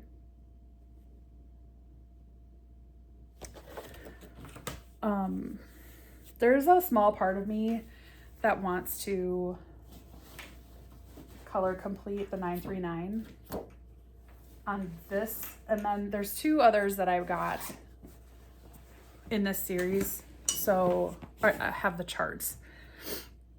I have Dumbledore's Library, and I think Trelawney. I know McGonagall is out there. I was at that one. I wasn't as thrilled with the artwork on. And I'm like, should I just like color complete all the 939? We'll see. It's just a fleeting thought through my head. I'll be right back. Okay, next one we have, it's called A Friend Loves at All Times. And it's by My Big Toe cross stitch. So that is what it will look like. It calls for a few colors. I just picked a variegated and I'm just doing the one color. So this is where I'm at. So just kind of got some of that top border done. It's really pretty stitching. I am enjoying this. I like it a lot. I love the sentiment. Sorry, I'm sniffy. I don't think I'm coming down on anything. One of the reasons I was like all set to do this right after New Year, and then I got COVID. I had not had COVID at all, and then yeah, the first week of January, I think I was exposed the Friday right after New Year's. And then Monday night, I was like, oh, I kind of have a little bit of a scratchy sore throat. And then Tuesday I woke up and I was like, oh, I definitely have more of a scratchy sore throat. So I ran and got some COVID tests and some over-the-counter medications, and was really glad that I did it Tuesday morning, because by Tuesday afternoon I was like, I feel like really bad. And went and laid down, you know, told my supervisor, my team, I was like, y'all, I'm not feeling good, I'm gonna go lay down. And then called out sick the rest of the week because I had fever, chills, thankfully I never ended up with pneumonia or anything like that. It didn't go into my chest, but the fever, chills, and I was so exhausted. And, you know, I was texting with my mom and she's like, do you need anything? And I was like, if you could come and get the dog, that would be super helpful. I've got over-the-counter meds. I'm, trying to stay hydrated. I was, having to force myself to eat anything because I was not hungry at all. I did not lose my taste or smell. But yeah, so she came and got Phoebe, and took her up to their house, and I was so grateful because I just felt so wretched. And then like Saturday, I woke up and I was like, I have energy. I can, you know, like feel like I want to take a shower and actually have some food and not like force myself to eat. So we brought Phoebe home, I think on Saturday afternoon. But I was still technically testing positive until finally like Tuesday afternoon. I took a test and it was negative, but yeah, I was like, that was brutal. I was a little sad that I broke my no COVID streak, but it is what it is. Okay. Sorry again. This one is one of the ones that is going to be like, I'm going to show you the whole thing, or as much as I can. I might have to take it out of the Q-Snap. Actually, I'm going to do that. Pause. Okay. So this is a collaboration between Lindy Stitches and the Blue Flower. And this is the Spring Forest scrapbook. So I'm on each of these, there's like, I'm not doing this one, but I'm doing the other 4. And then these are the 4 that I'm doing from the Blue Flower. So they have it in a 3x3, and I'm actually doing it 2x4 because I'm not doing that center square, the one with the words on it. So the first one that I started with is the bear. And so this looks a little chaotic, but what I was trying to do was to alternate, between the Blue Flower and the Lindy Stitches ones. So like all the ones from the Blue Flower have this brown outline, and then the Lindy Stitches ones, I think it's like a dark green. So this one is the one with the bears, or the bear in the hammock.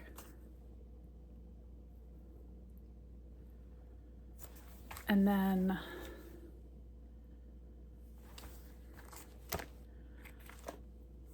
sorry, this is chaos. And then I started, which one? Oh, so this is the crickets. No, it's the birdies. That's the birds. And then this is what I think are foxes.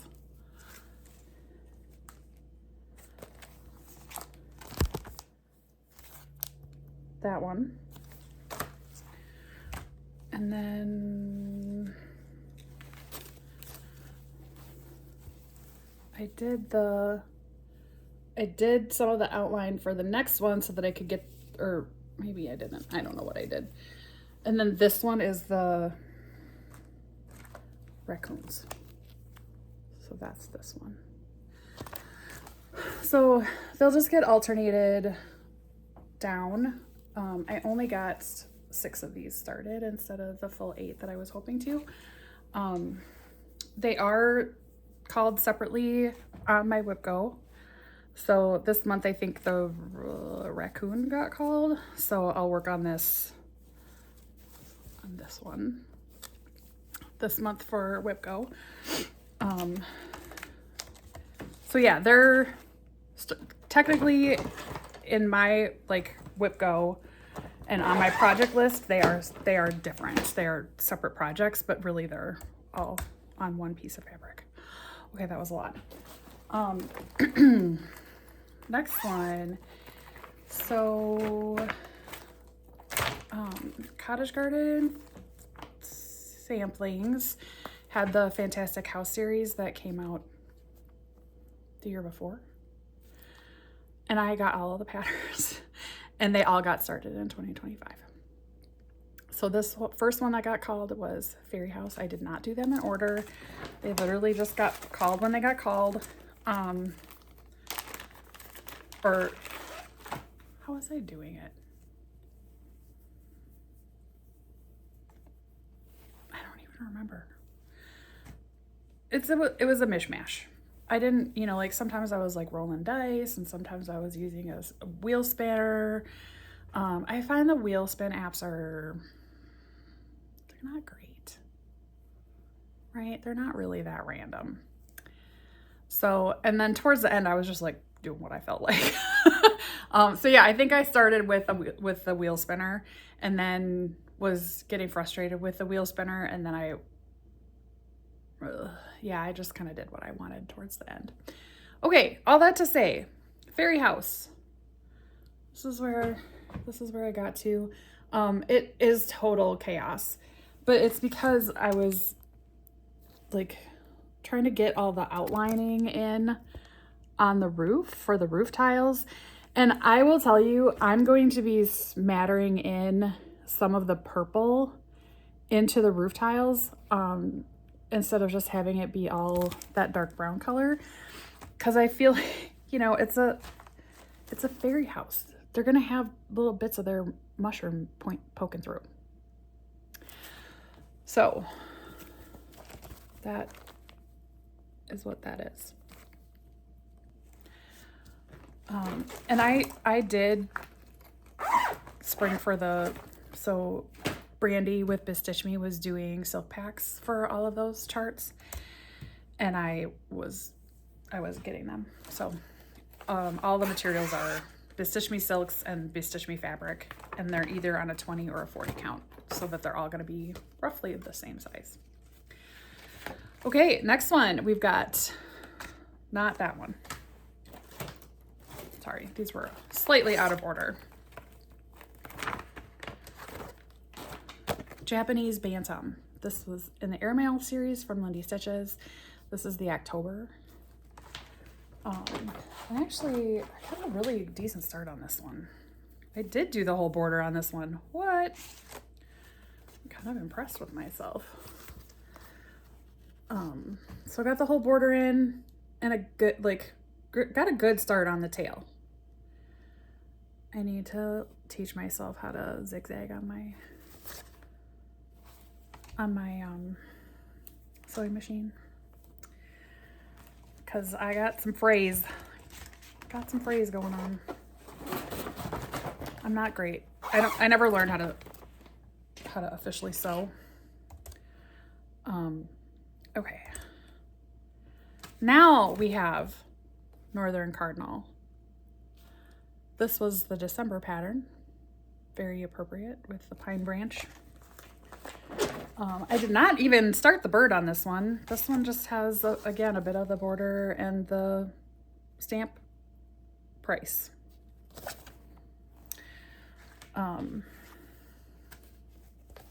Because most of these, they literally got a day of work on them. And whatever that day looked like. If it was, you know, if it was any stitches at all, it counted. Because some days you just don't feel it.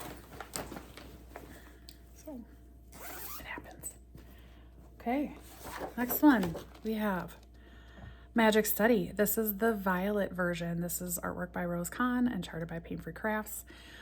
I was super excited and actually bugged Sarah a little bit on Facebook and was like, hey, any chance you have the rights to the violet version of the Magic Study? Because, you know, she used to be with Heaven and Earth Designs, and then she switched to Pain Free Crafts. Heaven and Earth Designs did the violet version as a special edition, I don't know, whatever. It was there and then it was gone. You couldn't get it again. And Sarah was like, yeah, definitely. And then I begged and pleaded and asked her if she would do a 20 count version. And she did. So I bought it as a kit. This was obviously before the tariffs. But look at how, you can see the swirls in the curtain. Oh my gosh, I love this. I love it. I'm not going to pull out all the floss and show you, but it is such a gorgeous color palette. It really is beautiful. I'm a fan. Okay.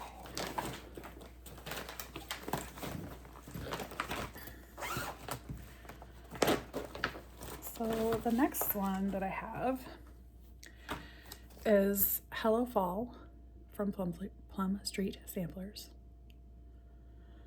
And I have the whole, I can't decide if it's the moon. I think it's the moon. Or if I was like, is it a pumpkin? Like, I think it's the moon. So I have that all done. Later, you're gonna see Hello Spring. Because I like series, if you haven't figured that out yet. Also, apologize again for the zippers. Okay, Fenniscowl Hall, 1824. This is from Heartstring Samplery. I am not doing the words at the top. Not doing it. So I'm starting with this bottom part of the border.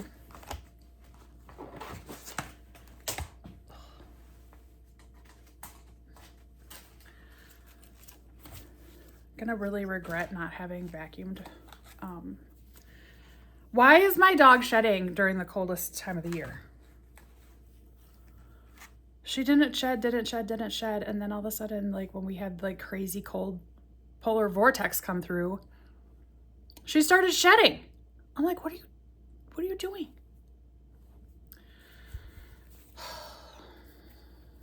Every day. And I forgot this morning. So that is where I'm at.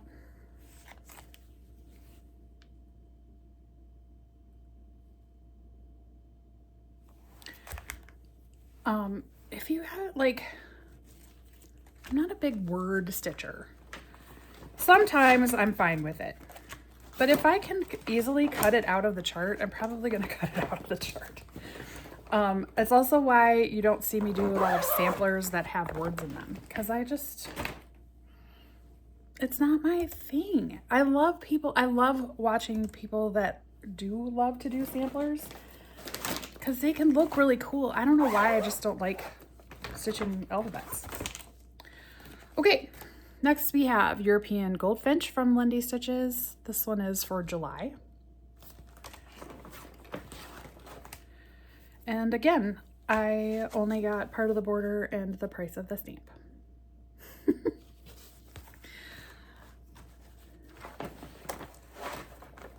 These are surprisingly dense stitching. Okay.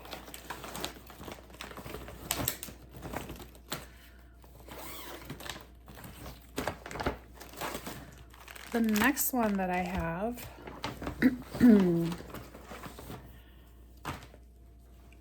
is Summer Moon. This is Plum Street Sampler. I will not be stitching the flagon. So that moon will just get a fully stitched in. I did not get very far on the start. And I even have, like, I clearly was like, I'm done.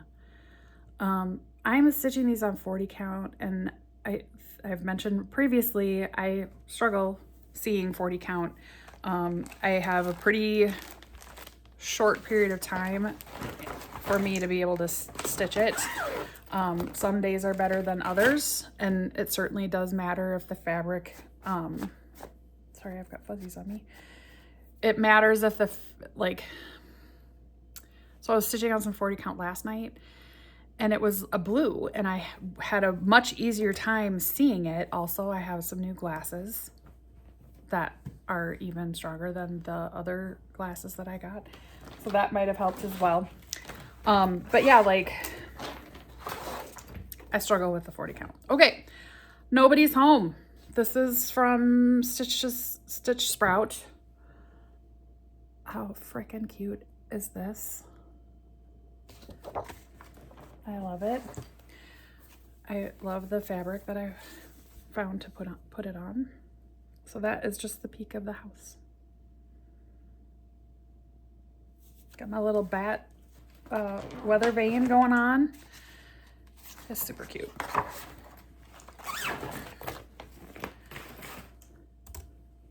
Oops. Okay.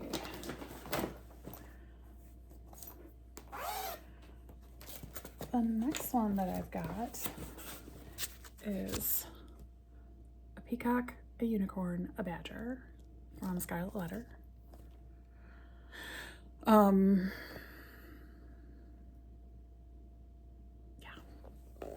am stitching all of it, and I'm stitching it with a Roxy floss conversion. And that is where I got to.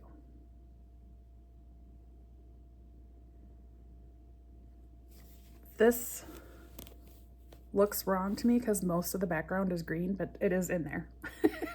That is the right color.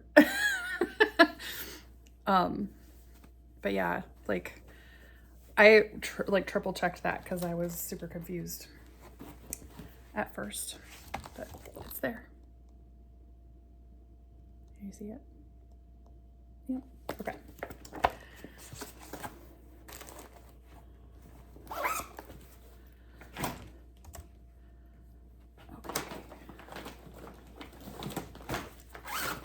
I don't think we're still not halfway yet, which is not a good sign because we're at 2 hours-ish.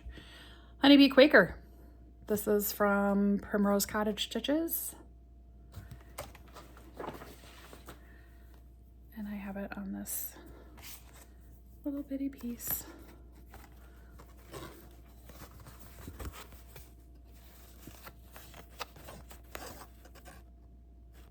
Oh. Is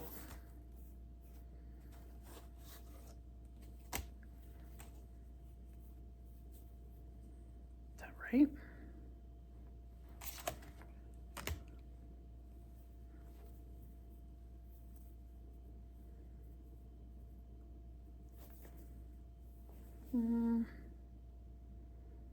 I hope I have enough fabric for this. That's future me problem. Future me problem. Okay. Actually, speak of the devil, this one, this was one in my February WIP Go calls. This is the 40 count that I was talking about last night. So this is House Barn for the Fabulous House series from Cottage Garden Samplings. And I really wanted to get to the barn to stitch on it. Also, interestingly, I started the, oh, that's the back. Wow. Okay, let's try this again. So I started the flower first, and I did it 1/1, or 1/2. So 1 thread over 2. And then I didn't even think about it and just started stitching 2/2 when I came in and did, so like I did this whole stalk, the dark part, and I started stitching it 2/2, and it's great. So that one little flower is gonna have some 1/1 and then, or 1/2, and then the rest of it is gonna be 2/2, and it's fine.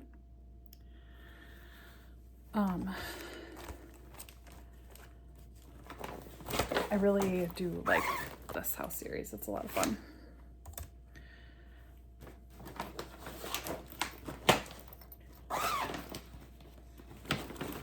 Okay, next we have An Adventurous Mouse.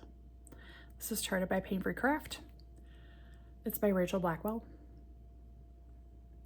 I love the colors in this, and that little mouse is just so cute. I don't want any mouse in my house, and that is all I have done. Just a little baby start. Up in the trees. In here.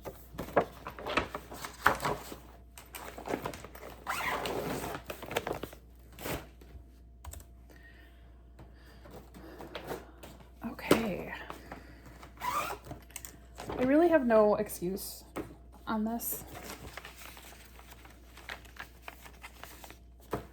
for why it's not done. But this is Quirky Quaker Flamingo. And it's almost done. This will be a finish when it gets called again. I literally just have to do the border and a little bit of like some little motifs on the inside. Like I said, I don't have any excuses other than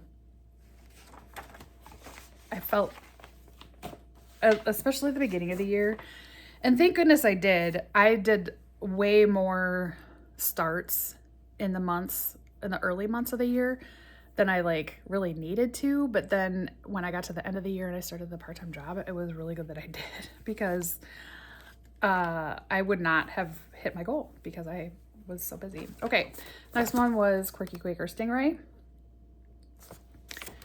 And that is where I'm at. So I have, again, kind of the border around it and some of the little motifs on the inside to fill in. This will also be a finish when it gets called.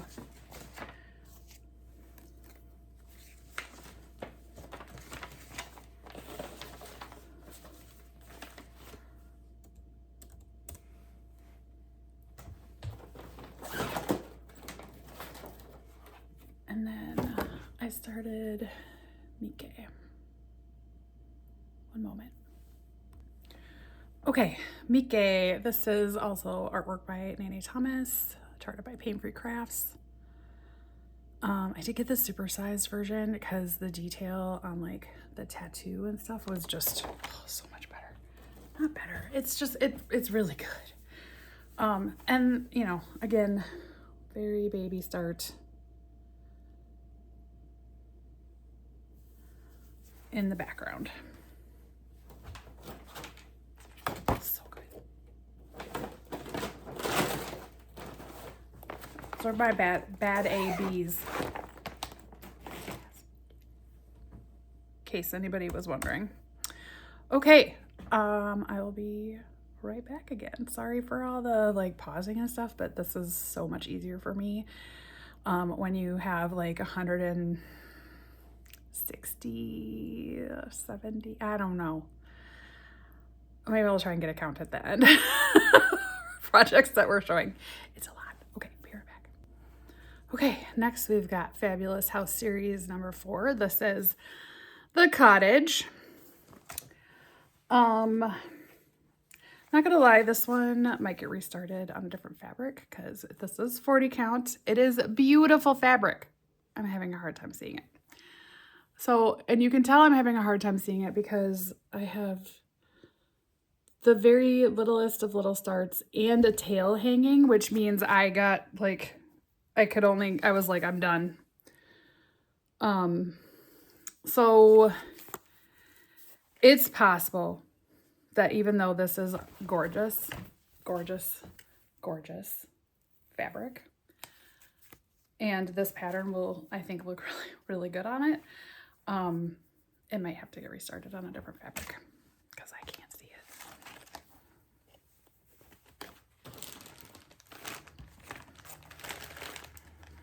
I'll give it another shot with the new glasses and see if that helps. But we'll see. Okay.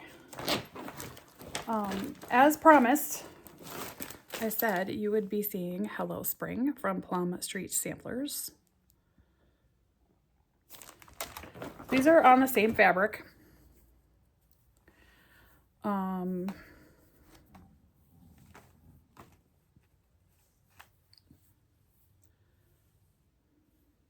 So it is very strangely placed. And I hope that I have enough room, but I basically like, I didn't cut it and when I started it, so I like flipped it over and started it. And I may regret that decision. I may not have enough room. We'll see.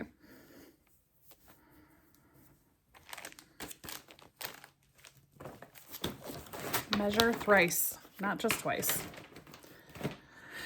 Okay.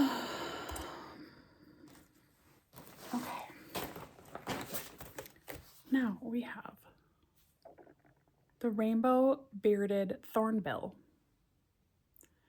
which is the September bird from Lindy Stitches.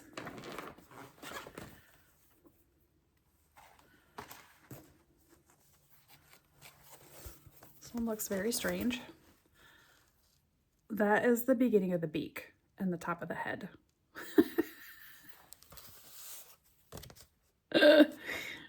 It looks really funny. Yep. That one got left left off for the evening on a very funny place, I think. Okay. Next one is called Trust the Universe. This is by the Snowflower Diaries by Maya Matias. I don't know how to say her name. I'm sorry.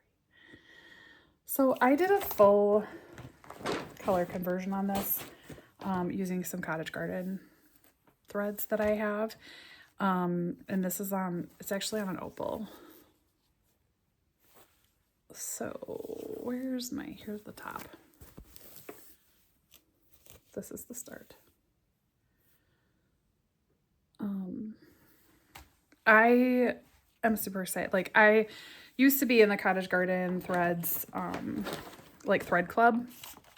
And so I have all of this floss from them, but there aren't a ton of designers that use their floss yet. Or if they do, it's, like a couple colors. And so I was really excited to just try doing a color conversion to what I thought would look cool. So I'm excited to see how that one comes out. Okay, next we have Golden Delicious from Artsy Housewife. And this is where I'm at. This border is intense. It is a lot of stitching, but it's going to look so, so good.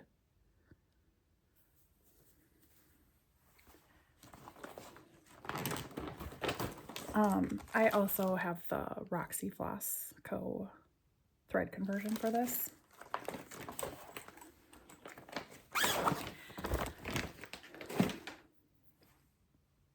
I am covered in floss, like little bits of floss.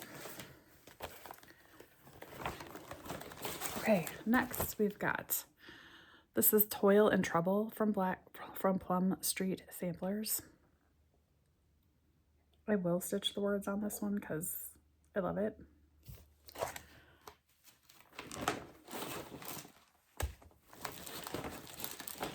Oh gosh, sorry. And that is where I'm at.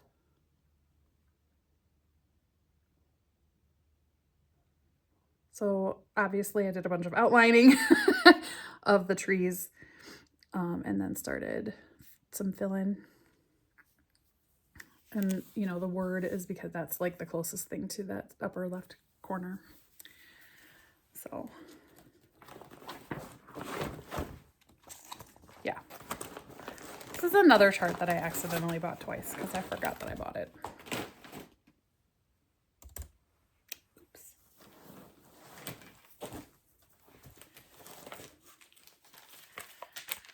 Okay. This is from the Blue Flower. This is Night Walk Down. So Night Walk Down the Sky with the moon in her hand.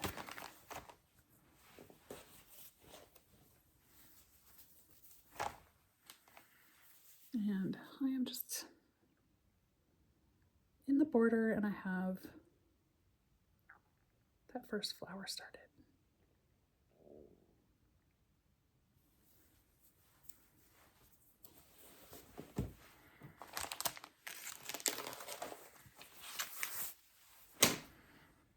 I know I'm not giving a ton of commentary on a lot of these charts, but I do love them all. Like, I really do. This is more just for time constraint. Okay. Fabulous House series. This is Lighthouse.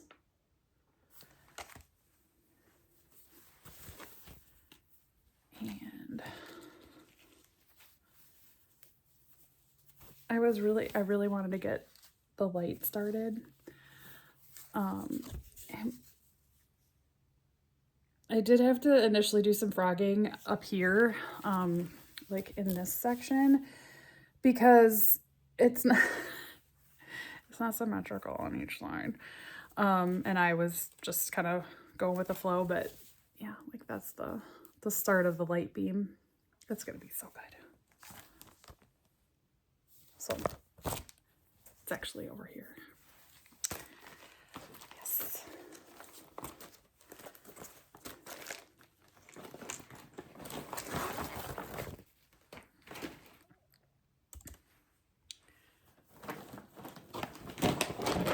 Okay, next we've got another Kristan. That's upside down. Pain Free Crafts. This is Knitting Circle, because, you know, I'm a knitter, and this one was just speaking to me. Again, this is not, a lot of the Kristans are not super huge. This is 270 by 350, so this is, you know, not ginormous comparatively speaking, but I am just up in the little background there.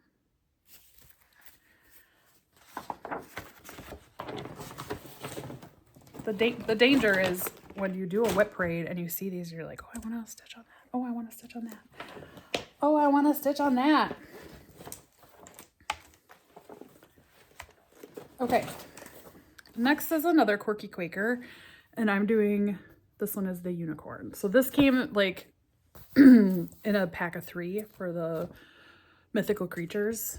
So I am doing the unicorn. And again, I kind of shook it up a bit, and I am doing my unicorn and the border in Petite Treasure Braid. Yeah. I think that's why this one didn't get finished, because Petite Treasure, you know, it's a different animal to stitch with. And so I could only do so much, and then I was like, and I'm out. But it should be able to get finished. Okay, so this one technically sort of is a restart, but it's not, because this is a different chart. So this is Arcadia by Amy Stewart, Heaven and Earth Designs. And I think I actually started this with the mini. And then I fell down a rabbit hole and was doing some chart comparing, and I just knew like I wasn't gonna be happy with the detail on the mini, so I switched to the max color. It's not the, you know, it's not a max size. It's still big. It's 750 by 535, but I knew I wasn't even, because, you know, obviously I had more than this stitched on the mini, and I was not happy with the detail, even in the background. And so I switched it. I switched it out. And I don't regret it, because I love this chart. There's something, and I think I've said this before, it reminds me of the scene in Return of the King when they're lighting the beacons. That's what this reminds me of. I don't know if that's what Amy Stewart's intent was, but that's what it reminds me of.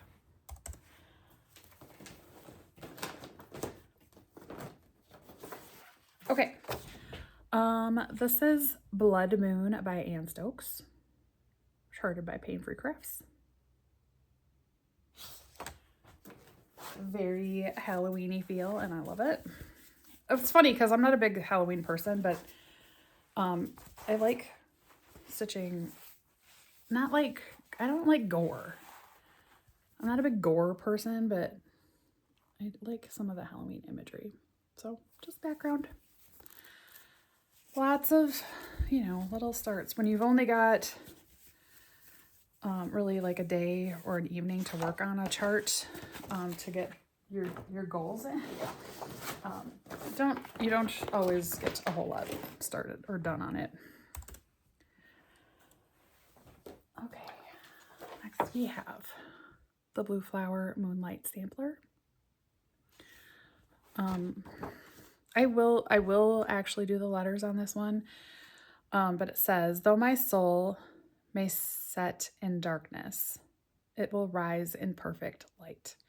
I have loved the stars too fondly to be fearful of the night.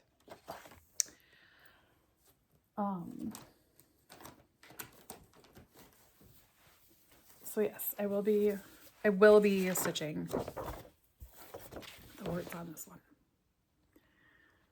That's where I got to. Just a little baby start on the border.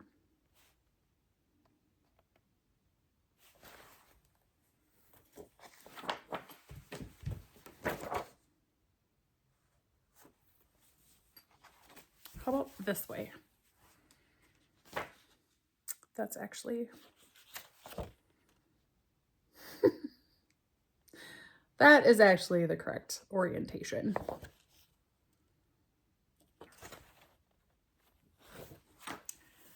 Whoops.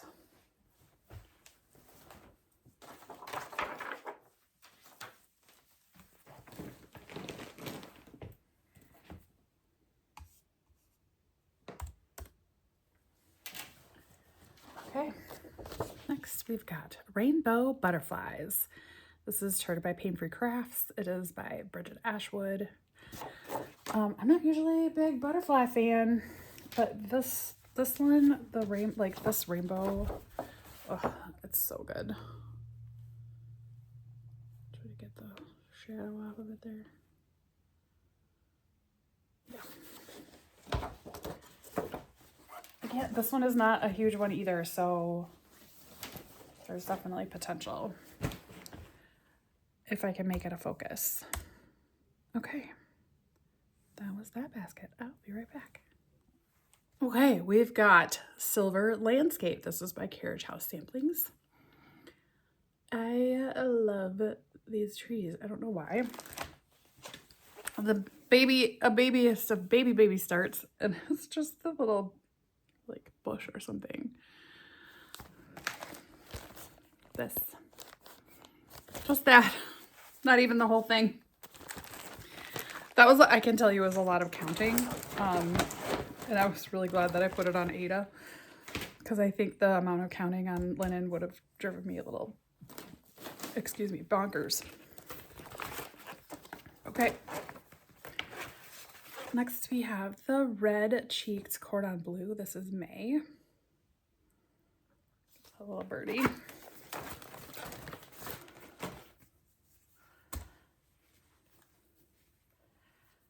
And I have some border done. That's it. That's all that one got.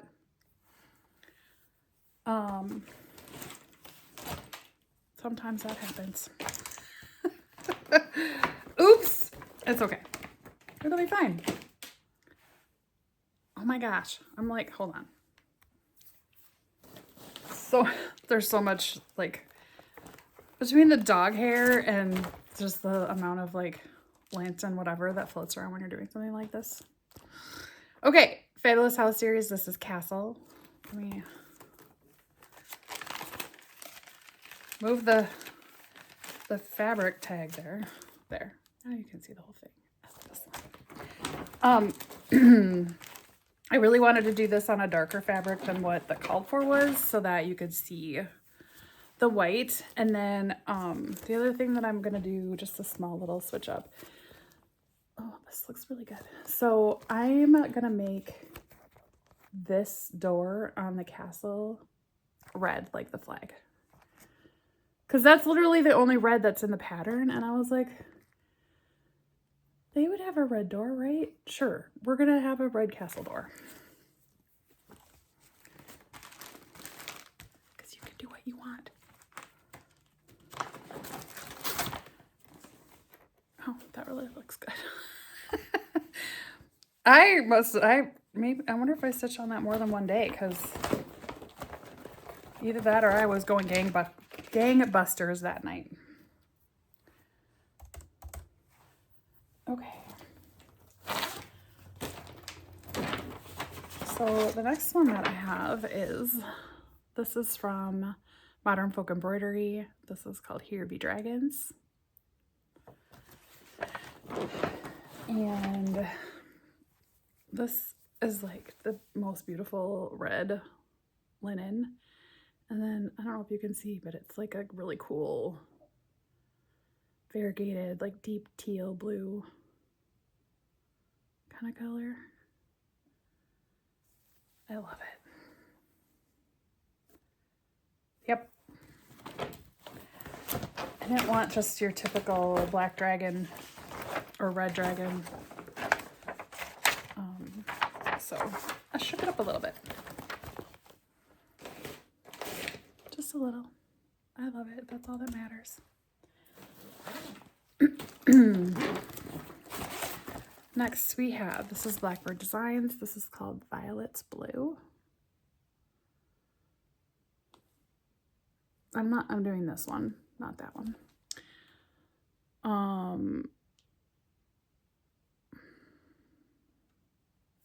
I can't read that.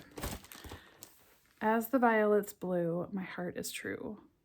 Best sweetheart. I love but you.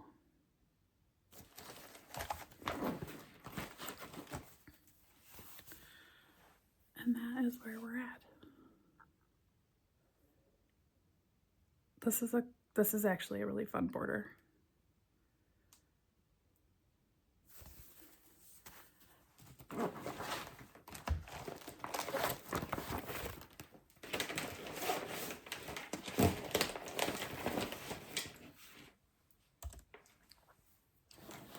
Okay. Next we have Scary Sampler. This is from Heartstring Samplery.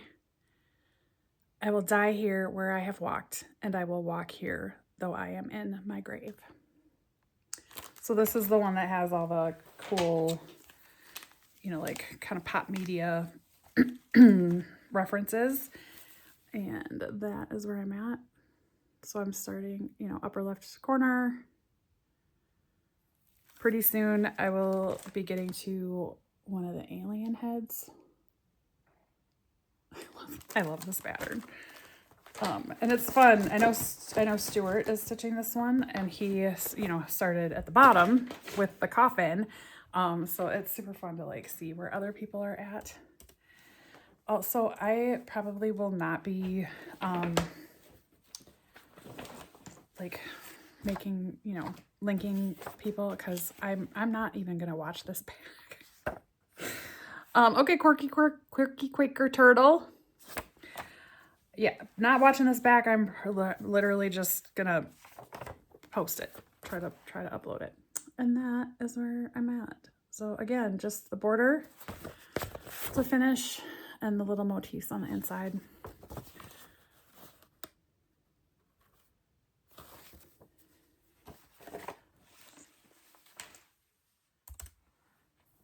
Okay.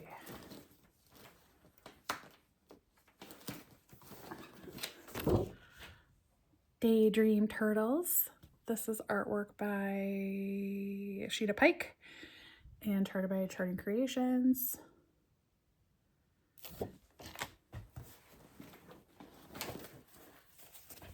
And look at that flower. Oh my God, I love it when I've got something bright and beautiful and colorful.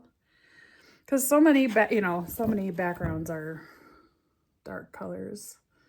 But this one, you get to, I mean, you definitely have some dark background, but you get to start with that fabulous flower. It's so fun.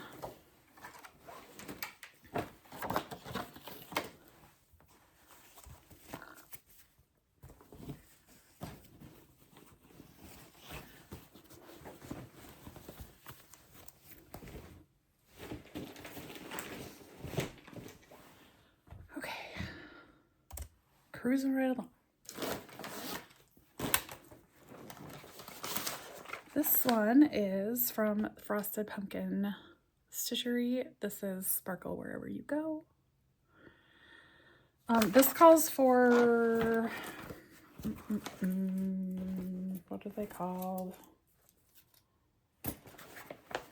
Cosmo flosses, which I did buy and wanted because I wanted to try, but I needed to do this on a pink fabric instead of the blue. You can see the rainbow. It looks so good.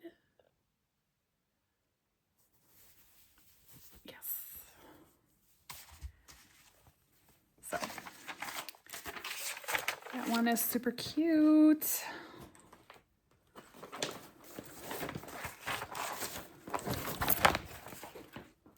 Words to live by, sparkle. Sparkle wherever you go.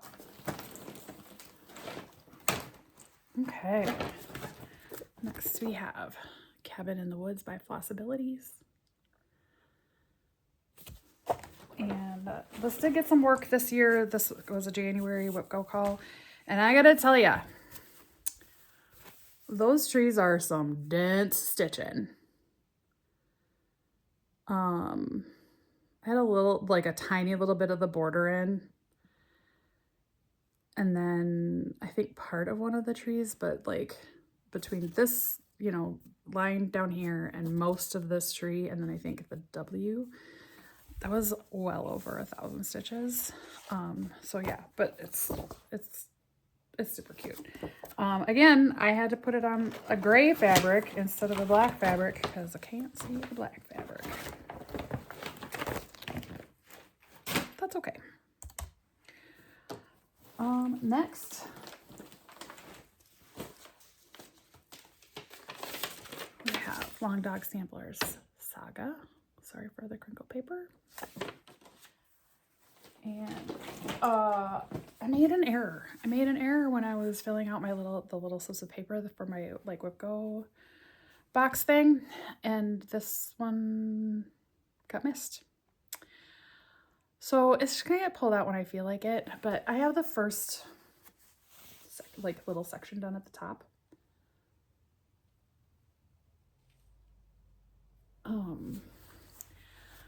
This red color is actually the same color that Stuart is using for his whole saga, which I thought was interesting. But I wanted to have a bi-colored saga. So that's why I've got the two.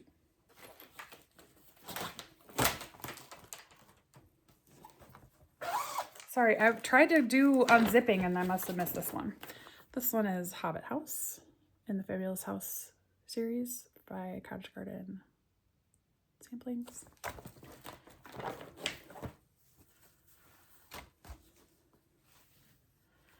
I didn't get super far on this one.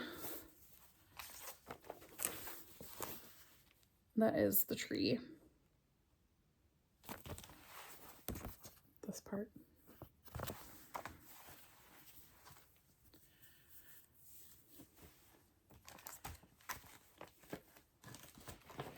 I love the houses.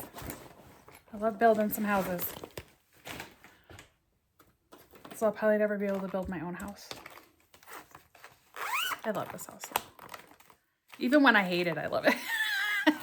Is that true for everybody? Like there are moments when you're like, oh. Okay. Floating House. Cottage Garden Samplings.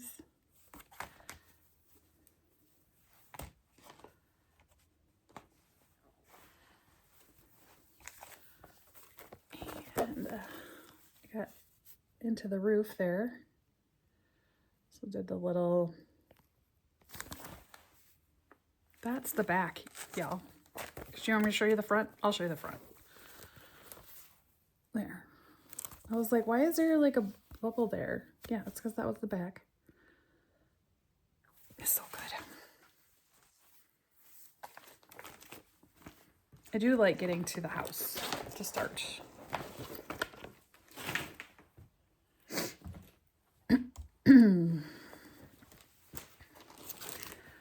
Okay, Blue Flower, Language of Dreams. this was a new start and a restart. I think I talked about this when I did it, but I started on the wrong side of the fabric. So that is where I am currently at.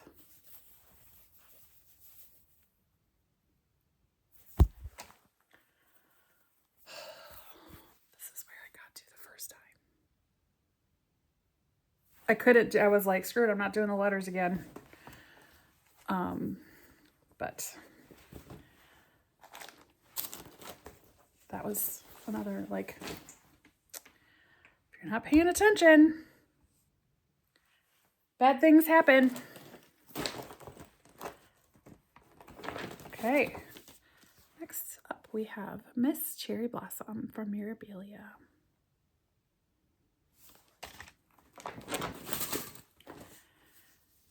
And I'm really gonna have to think about this because I do center start these.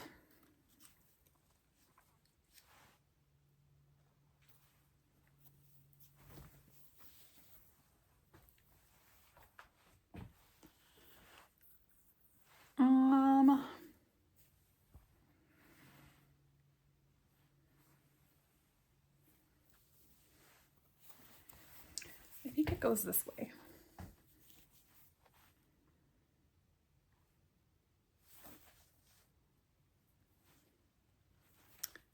Yeah.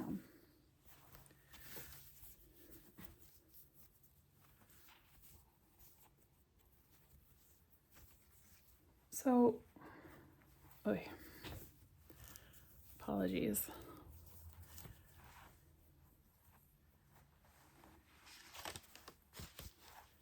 These are in the obi. I think that's what that's called. The kind of big wide belt that has the special tie at the back. I think it's the obi. So you can see that's those pieces. And then this is like, yeah. It looks like total chaos right now.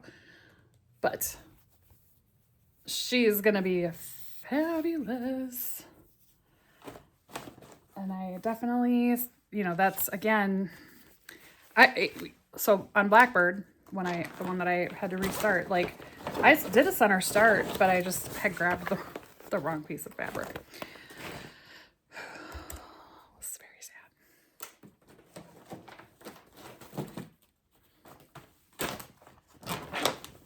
Okay, the next one that I've got is Under the Sanguine Moon. This is also by Stitch Sprout. And that is where I got to. So not super far. Top of that border.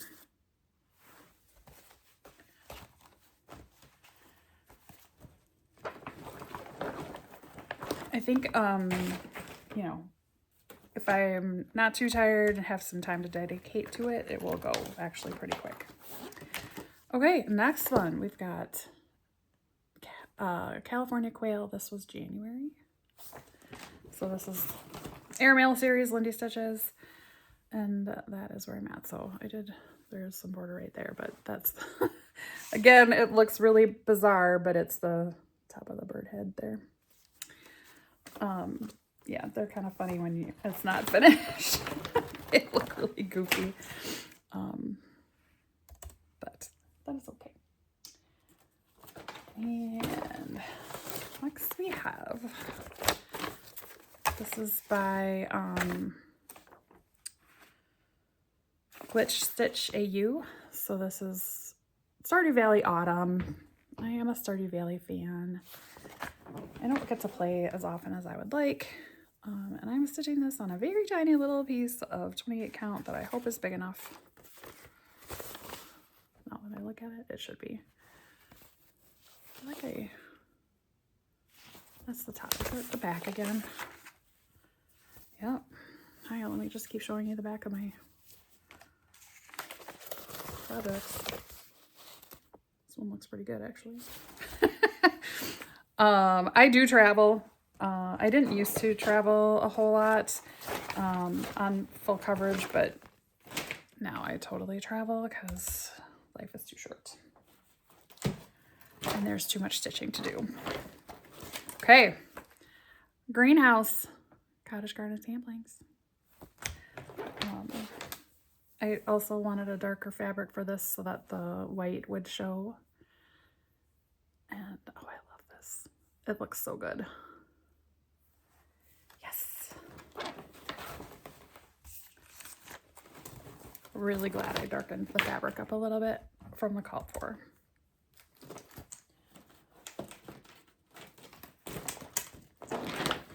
Okay. Next we have Tired Trio. This is a Plum Street sampler. This is one of the animal stacks. These are super cute. I went to town on the border for this and got a good chunk of it done. It looks so good. These are also ones that, like, some of them can be super, super dense stitching and others are not super dense. But if you've got some time to focus on it, you can get them done in like a week or less. So they're fun. Okay, we have Autumn Cottage, Plum Street sampler. I have a lot of palettes. That's the height of it. So it's pretty little. Yeah, I'm happy with the progress that I got on that.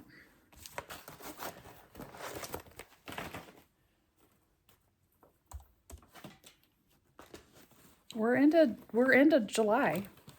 That's pretty good. Okay.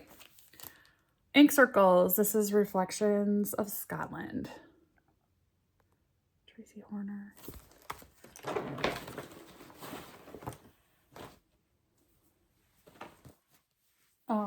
This one also got pulled for WIP Go last month. So I like this whole section right here is new from the last time you might have seen this. And I think I did a little bit more fill in over here too to get to this fencing. Yeah, that looks really good.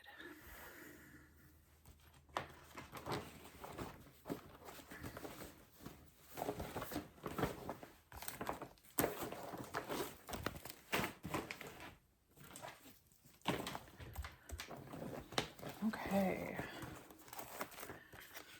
This next one is from Blueberry Ridge Design. This is called House on Pomegranate Hill.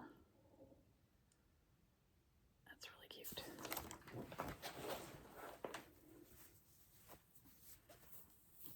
And that is where I'm at.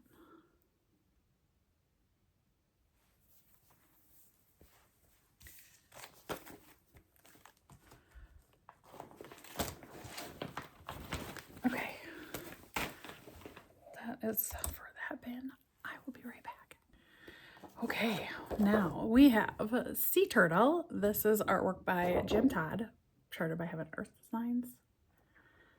This was a birthday gift last year. No, birthday gift. I think it was a birthday gift. That is where I'm at. It's beautiful. Now you can't really see a whole lot yet, but I mean, you can tell I like turtles, right?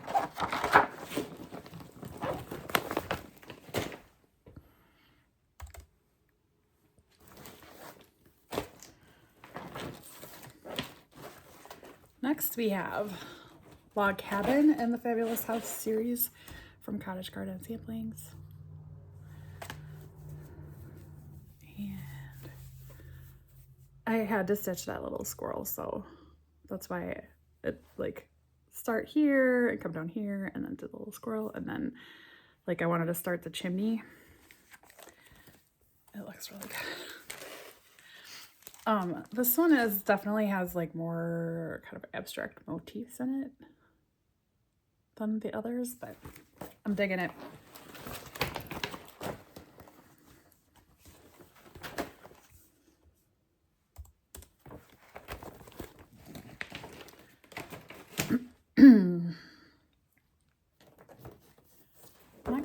we've got Little Dreamer's Tree. This is artwork by Amy Stewart, hearted by Heaven and Earth Designs.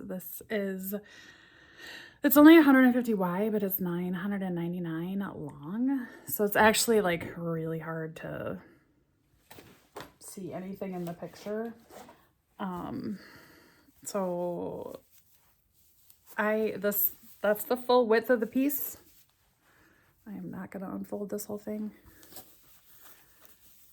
I've got a couple little colors in, but mostly this is just the 939 background. This is a confetti chaos type of chart. But it's beautiful. Gorgeous. I have a lot of Amy Stewart. Okay, this one, I probably will get into a little bit of detail on this one because I love it. So this is Pointed Fifth from Long Dog. And y'all, if you haven't checked out Dying for Cross Stitch, you should. This is an Aida. This is an 18 count Aida. It's lilac light. One of the things that I really like is that she has some, you know, like kind of base colors, obviously, that she will always dye. And she'll have like a light, a medium, and a dark version of them, and they're amazing. So with this pattern, what I wanted, I finally, like, I was on the hunt for the purple gradient. And last year, Color and Cotton came out with their Wisteria gradient. And I know that's not a great representation. Let me see if I can, I have a bunch. So that is the gradient. So let me turn it the correct way. So the top of mine, the very top, is going to be that lightest color.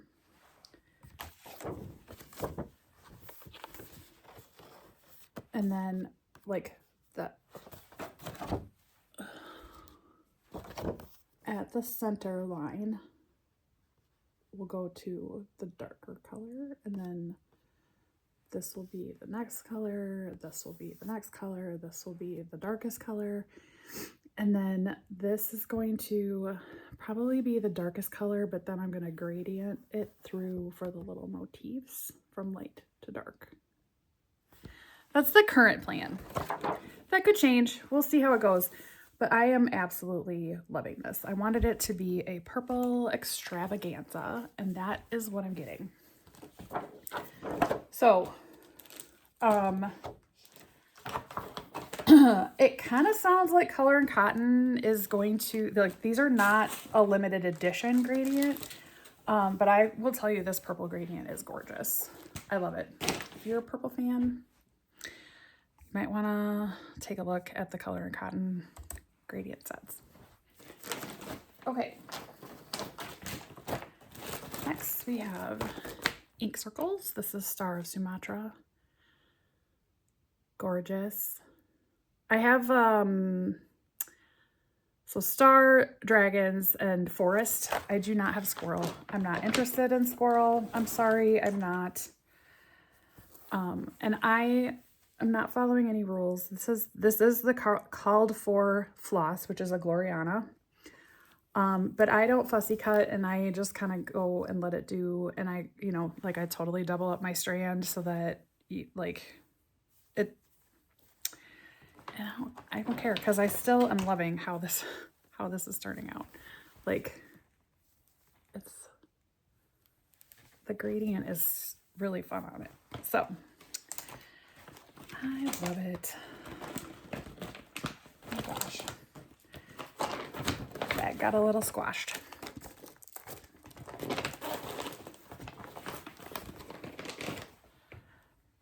Okay. Like, what's the cutoff? I feel like I'm going to have to split this in half, which I'm not super excited about. Okay, Persephone's Garden. This is by Jet X Stitch. So The called for colors, I'm gonna get a little more detail again. This is from Pirate and Robin. These are the called for flosses. Recommend. I did go with a darker fabric because I wanted that top, those like leaves to be a little more prominent, which I think this totally does capture. It's beautiful. And those flosses are gorgeous. I have some other Pirate and Robin that will likely become a long dog because they've got some cool flosses. Okay. Next we have Tropic Troop. This is one of the new animal stacks that came out last year from Plum Street. How freaking cute. You see the little baby one on top of the leaf? I love it. And I like went to town on this one. This is one night. Maybe it was a weekend day. I don't know. But this is one like stitchy session. So good. Sorry for the headless flamingo. Yeah, but that one came out and I was like, yes, please. Must be mine.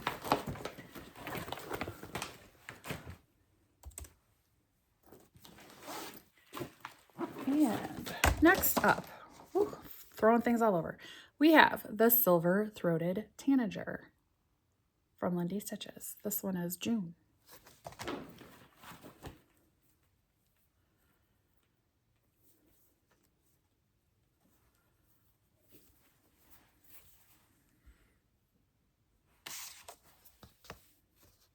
I need to get a board. So yeah, I was a little worried that the silver throat wasn't gonna pop enough, but now that it's in there, I'm good with it. It looks good.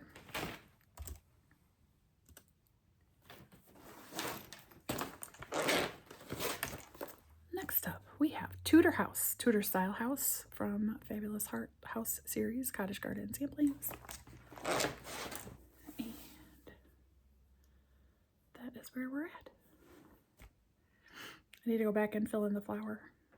But as with a lot of these, I like to get to the house on my first stitchy session. It doesn't always happen, but, or if there's some other kind of, you know, like the lighthouse, I really wanted to get to the lighthouse beams. One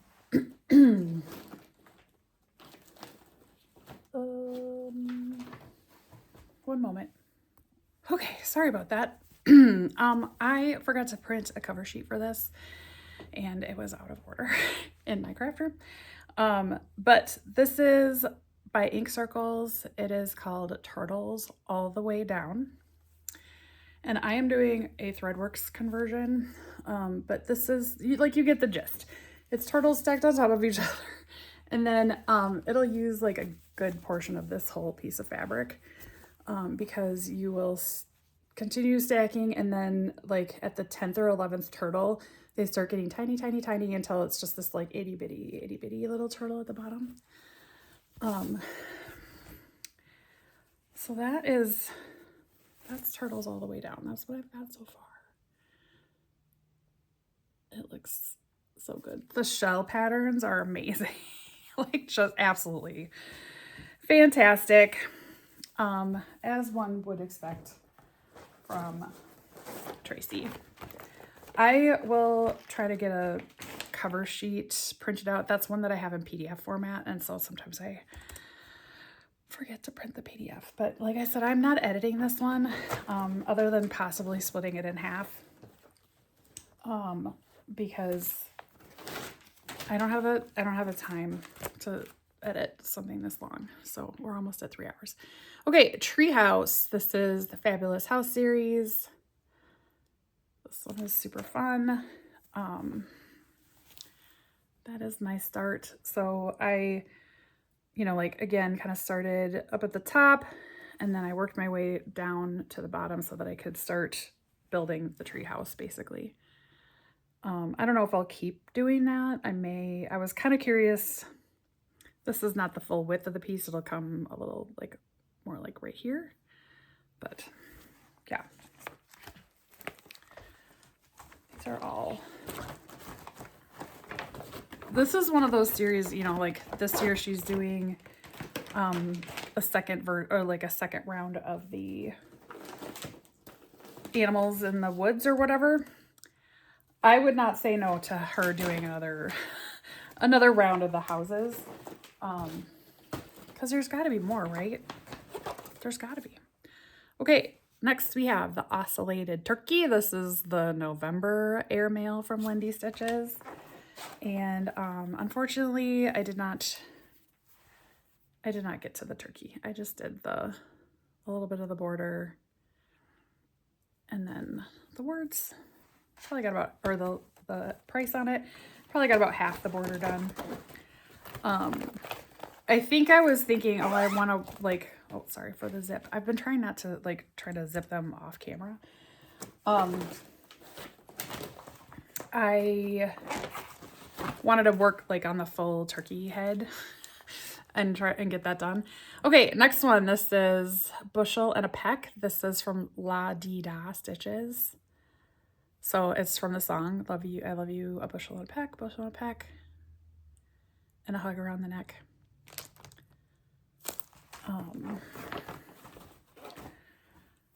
I might do a little bit of modification to this and do some, like, I might add a little bit of color to the border in places. I haven't decided yet. But this is where I got to.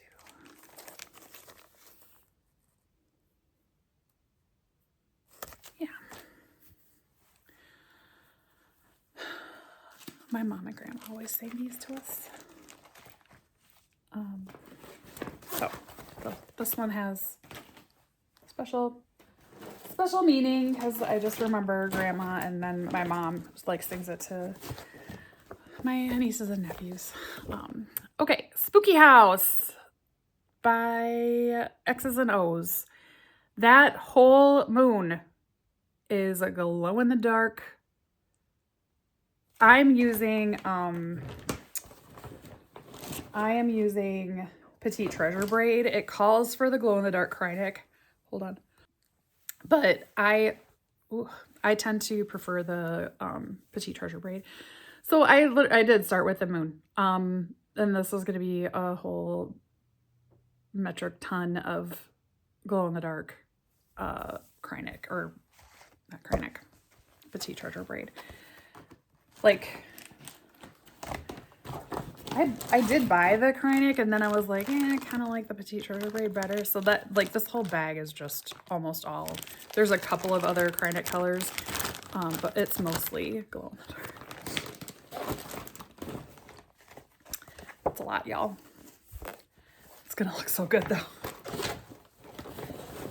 I will say there are a fair amount of like 1/4 and 3/4 stitches in that pattern, so if that is not something you enjoy doing, you may want to reconsider your life choices on that chart. Okay, this is Mystic Moonlight, artwork by Claudia McKinney.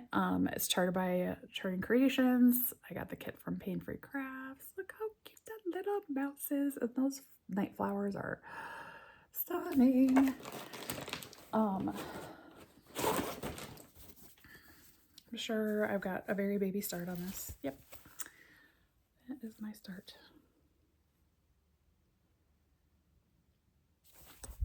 I feel like there's a Facebook group that is like doing that chart.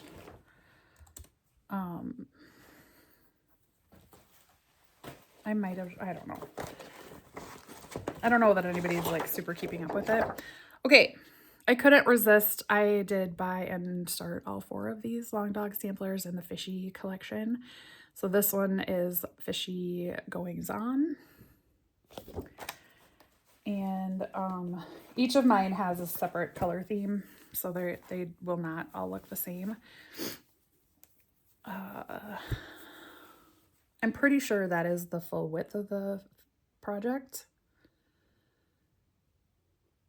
So this is like a very pale purple silk from Silks For You. I love it. It looks so good. Again, I know I'm not giving a ton of detail because this is a WIP Parade and I knew it was going to be long. If you need details, please comment and I will comment back with the details. I have no problems doing that. I love comments. I love reading and replying to comments. I've not been keeping up. Like if you've sent me a message in the last like 60 days, I probably have not replied because I have not been paying attention. But like right after I post, I'm really good about reading and replying. Okay, this is Oriental Turtle Dove. This is March from the Airmail series by Lindy Stitches. And well, that is where I got to. So definitely got some progress on the bird. Got the bird head in. Love getting the bird head in.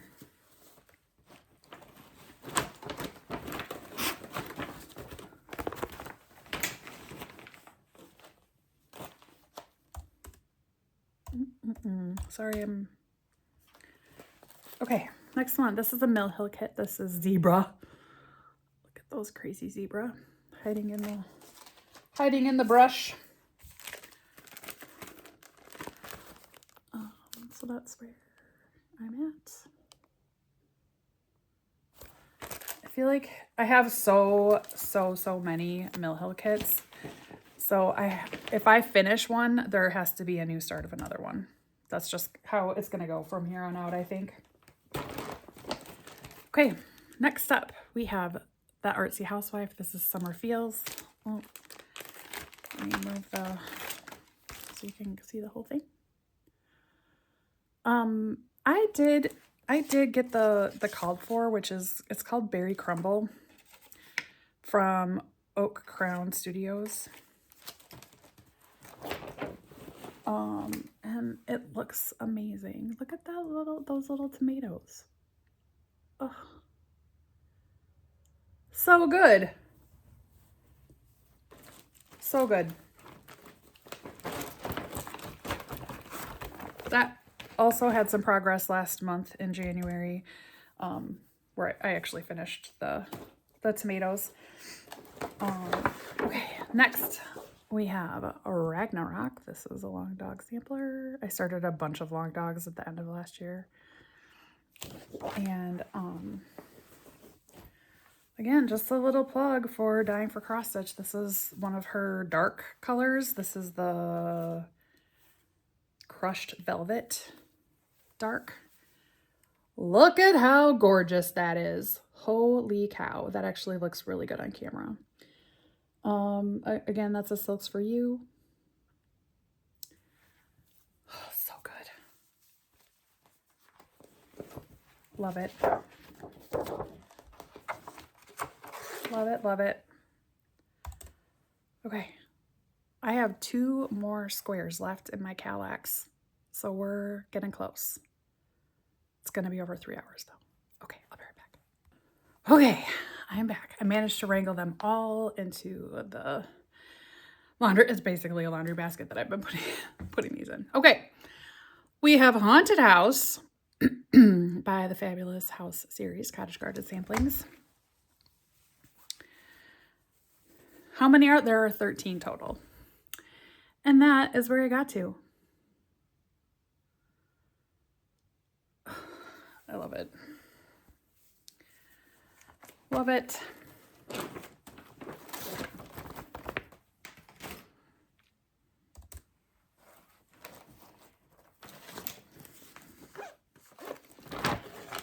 Next up, we have our duck. This is the Ringed Teal. This was August for the Airmail series from Lindy Stitches. And again, we have a duck head. We have an upside down duck head. How about that? There, that's better. It looks so good. It looks so good.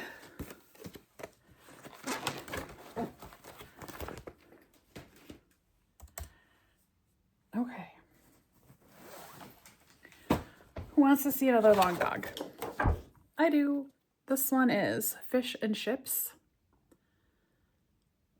Oh, it's amazing. Okay, so this one is gonna look a little confusing, and I really need to I want to pull this one outside of WIPGO. Ignore the top line. That needs to get frogged. I was test stitching, trying to decide if I was gonna do one strand or two. So this is I'm pretty sure. Yeah, there's no other stitching on there. It's so funny, you know, like all of these have Silks for You and all of them are on 18 count. Some of them are on, you know, like Be Stitch Me, and some of them are Mystic, but they both use Zweigart base. So tell me why on one fabric, the 2/1 stitching looks better, and on another fabric, it looks way too bulky and you have to go down to one strand. It makes it's bonkers. But if you're ever like, that looks really bulky, like that doesn't look, my stitches aren't laying nicely or whatever, try to go down to one strand and see if that changes it. Okay, next one is another long dog. So this one is Love at First Sight. And this is one I have been like wanting to use. This is a Misty fabric. This is one of her Pride fabrics. This is called Love Who You Love, and it's from her 2022 Pride collection. Look at how beautiful. I'm just gonna it's so pretty. So for this one, I really wanted the fabric to shine, and so I'm using a pretty understated floss. It's just a silver, so it doesn't look like, once you get it up close, like from back here, it's a little actually hard to see because it just isn't, there's just not enough stitching yet.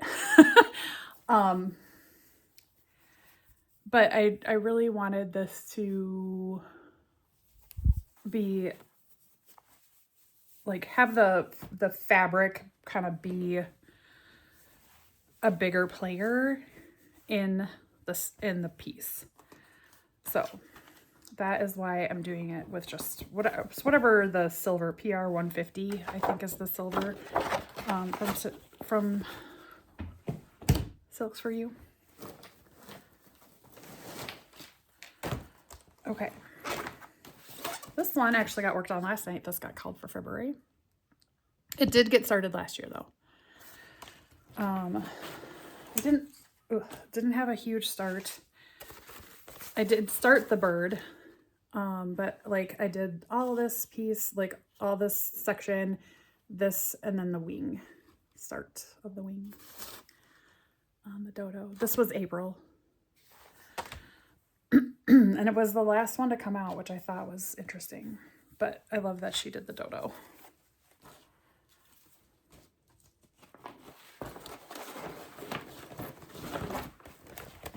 He's cute.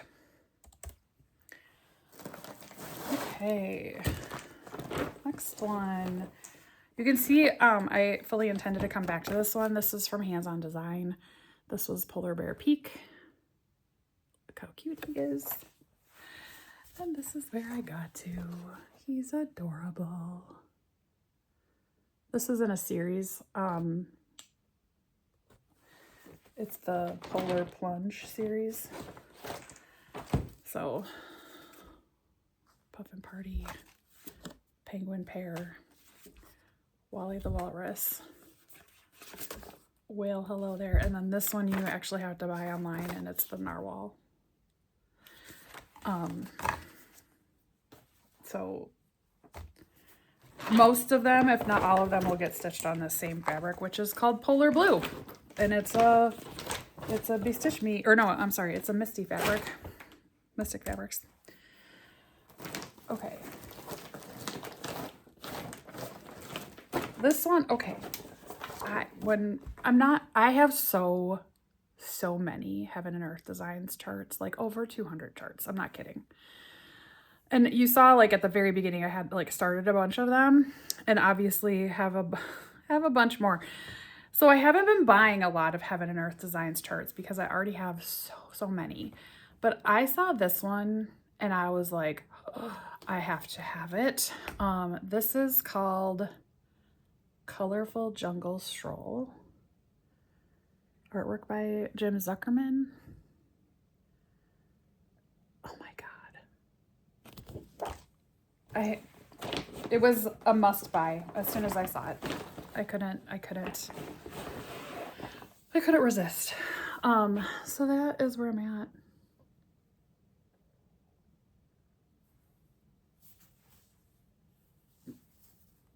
Yeah. I love this elephant. I love it.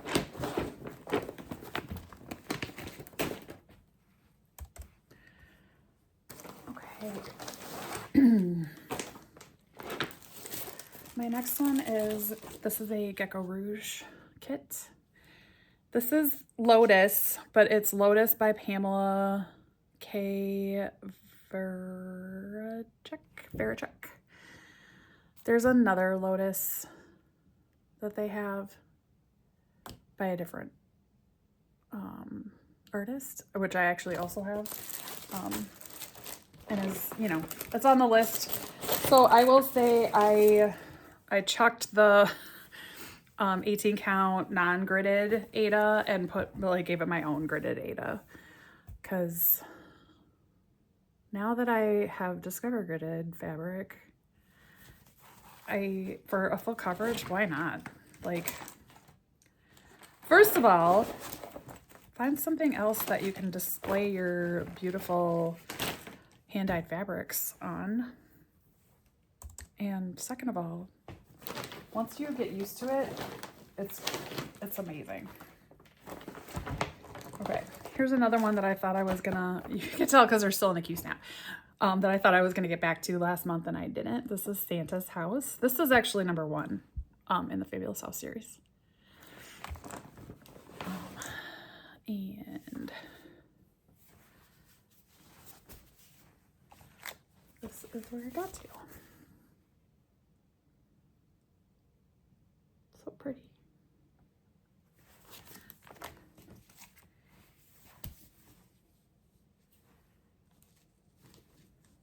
Yeah, love it.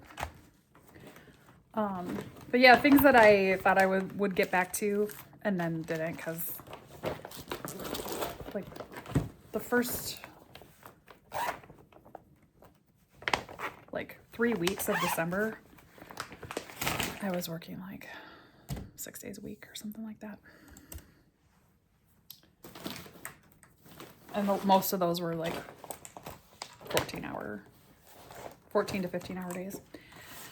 Total days, like with my full-time job and this one. Okay, blah, blah, blah. Winter Quaker. We know this. This is Rosewood Manor. This is the one that has the Valdani flosses.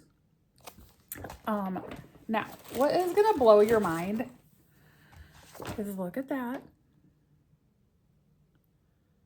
That fabric. And this is the called for. What? This is the called for fabric. What? What? It's still gonna be beautiful. I'm just like, and I get it, you know, like this is a,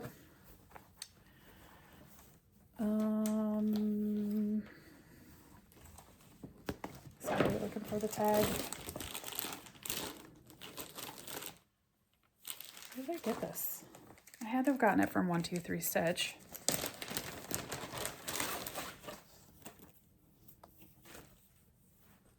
Yeah, so it's a picture of this plus, and it's Dwarf. And Dwarf is one of their like long-term, they've had it forever kind of colors, but you like, if this sample was actually stitched on Dwarf, what have they been doing with their dye pots? Like, what?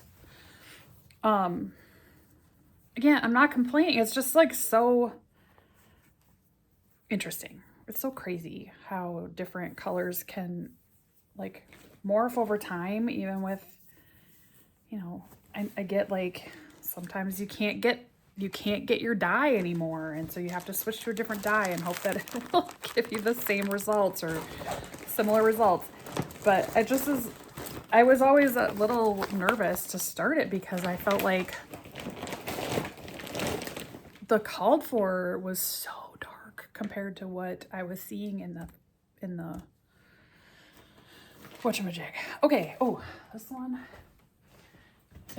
has to be in the giant bag because I have started catching rays. So this is by this artwork I'm pretty sure is by Abraham Hunter. Again, she doesn't put it on the cover sheet, which bugs me a little bit, but this is from Cross Stitch Studio. This is the one that's like 1,200 stitches wide. Yeah, 1,200 by 900. So she's a doozy. And this one does not get taken out of the Q-snap for a very good reason. But yeah, this is, sorry, that's where I'm at. Don't fall.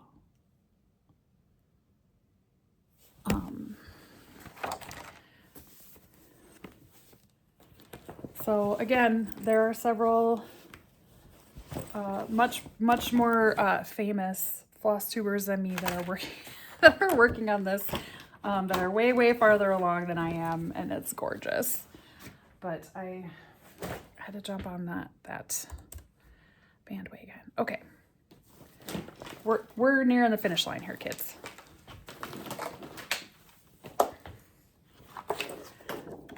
We have the third in the Fishy series. This one is Fisherman's Friend by Long Dog Sampler.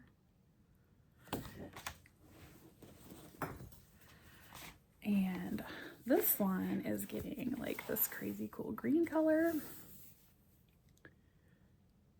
That's so good. Oh my God, I just want to stitch on all of these when I pull these out. So good.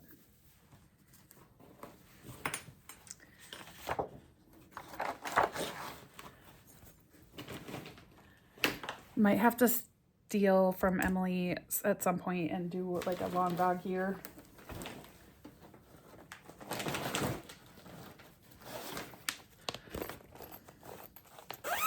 Not that I've had a chance to watch anybody's YouTube videos.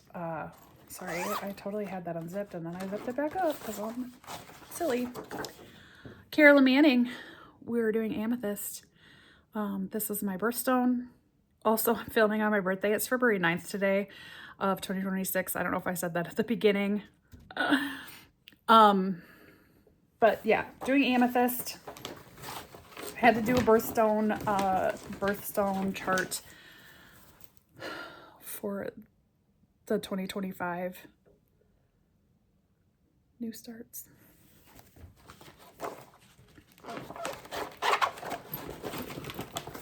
Again, those Carolyn Manning, so meditative for the stitching.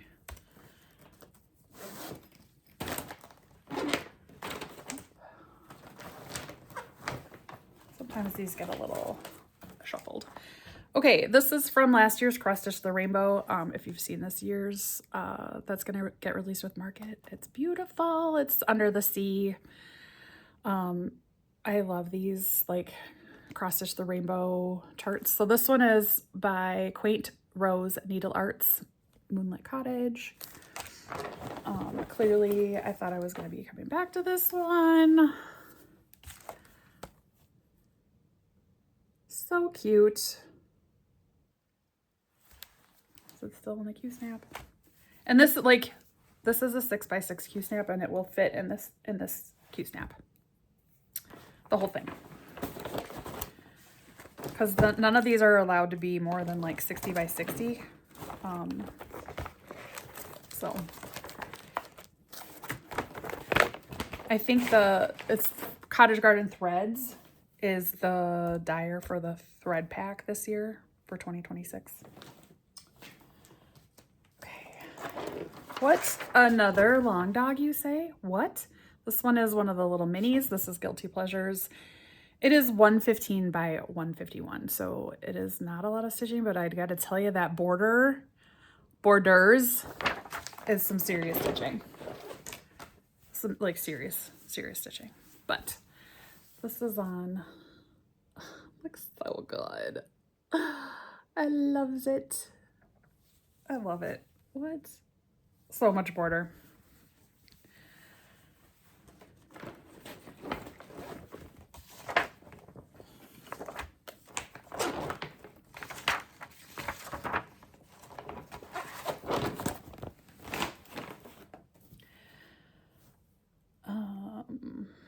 That one. Yes. So, do you remember me saying earlier that I love Rose Kahn's artwork? I did a thing. So, this is 6 portals, charted by Pain Free Crafts, artwork by Rose Kahn. I did kit this one up myself. This is on 28 count, so it's 2/1 half cross, 10 stitch, whatever you want. It looks so good. And I actually, the color order is perfect for me because like oranges and yellows are not my favorite colors. So having them at the beginning and then like knowing that I'm getting to like my favorite colors towards the end. Yep. It's another bed sheet.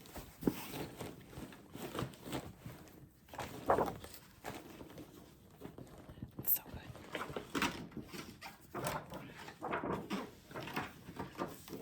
Oh my gosh.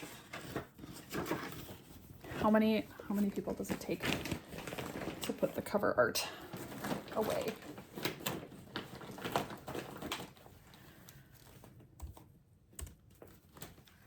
Okay. Next we have, this is Carriage House Samplings. Frederick. This is a Fractor Bird.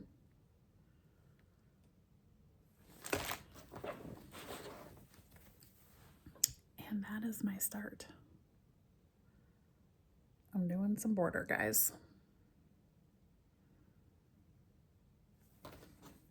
Border, border, border. He is gonna look really good when he's done though.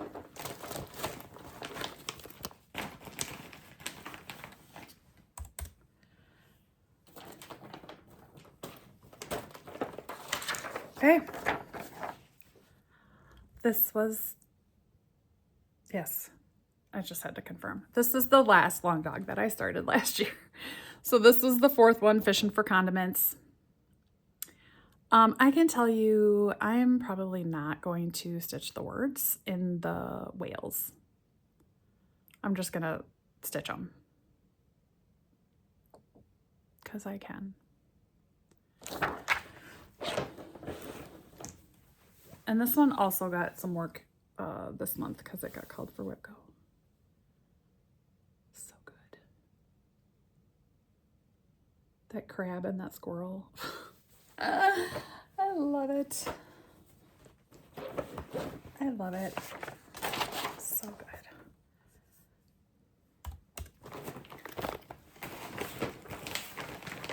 Okay. This next one is the final start for 2025. And she's a big one. We have Heaven and Earth Designs. This is the supersize max color of Gypsy Firefly by Amy Stewart. I love her. And that is where we're at. So good. I mean, you can already start seeing some of those fireflies coming in up there. Yep. Yep, yep, yep.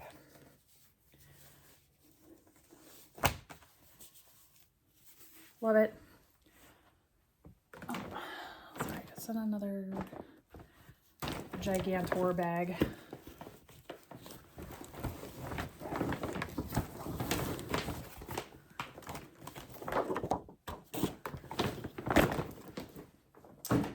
Okay, almost done. I've got 2 more because I've had a couple of new starts. So I am doing a stitch along.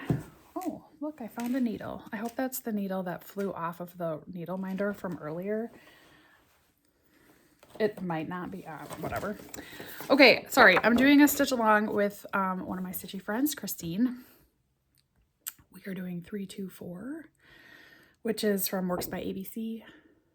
So in honor of me finally getting my full set of DMC put on their Pip and Chip floss drops and organized into my Calex storage, we decided to do 324 because she also has a full set.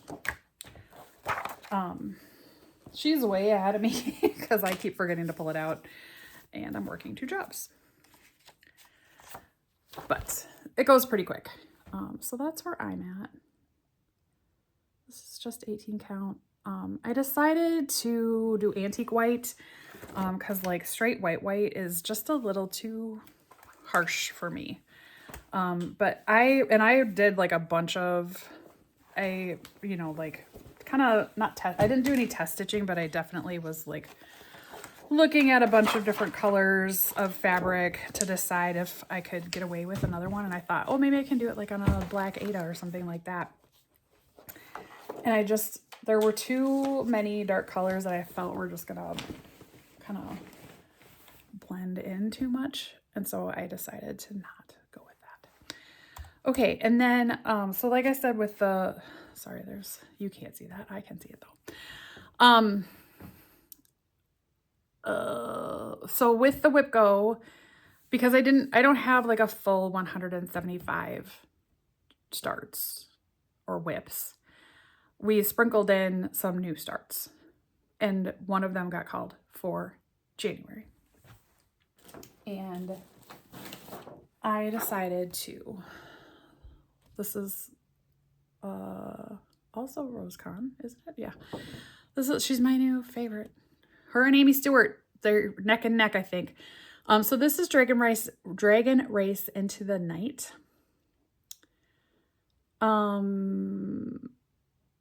Sarah's charting is fabulous. I know that Heaven and Earth Designs had this too. I actually have it. And when I was looking at mock-ups, I was way happier with Sarah's version. Take that for what you will. That is my start.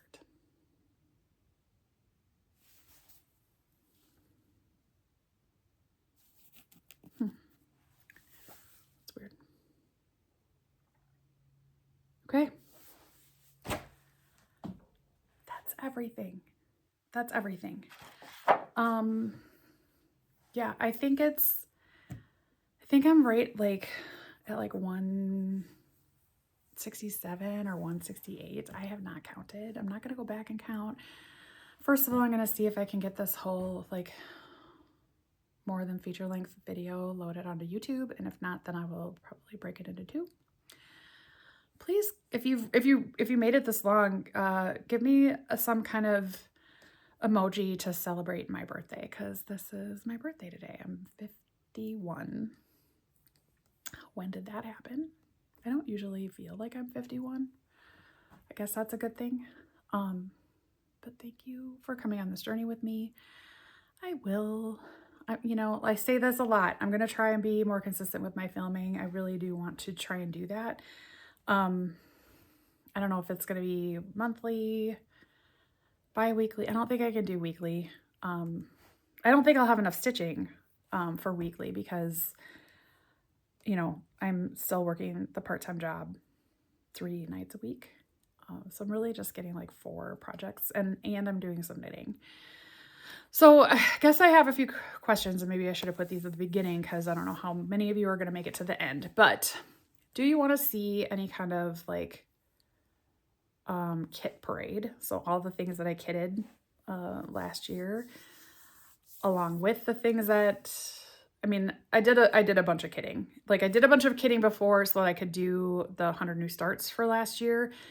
And then I just kind of kept going because my like fabric stash is gigantic and I was trying to like whittle that down a little bit.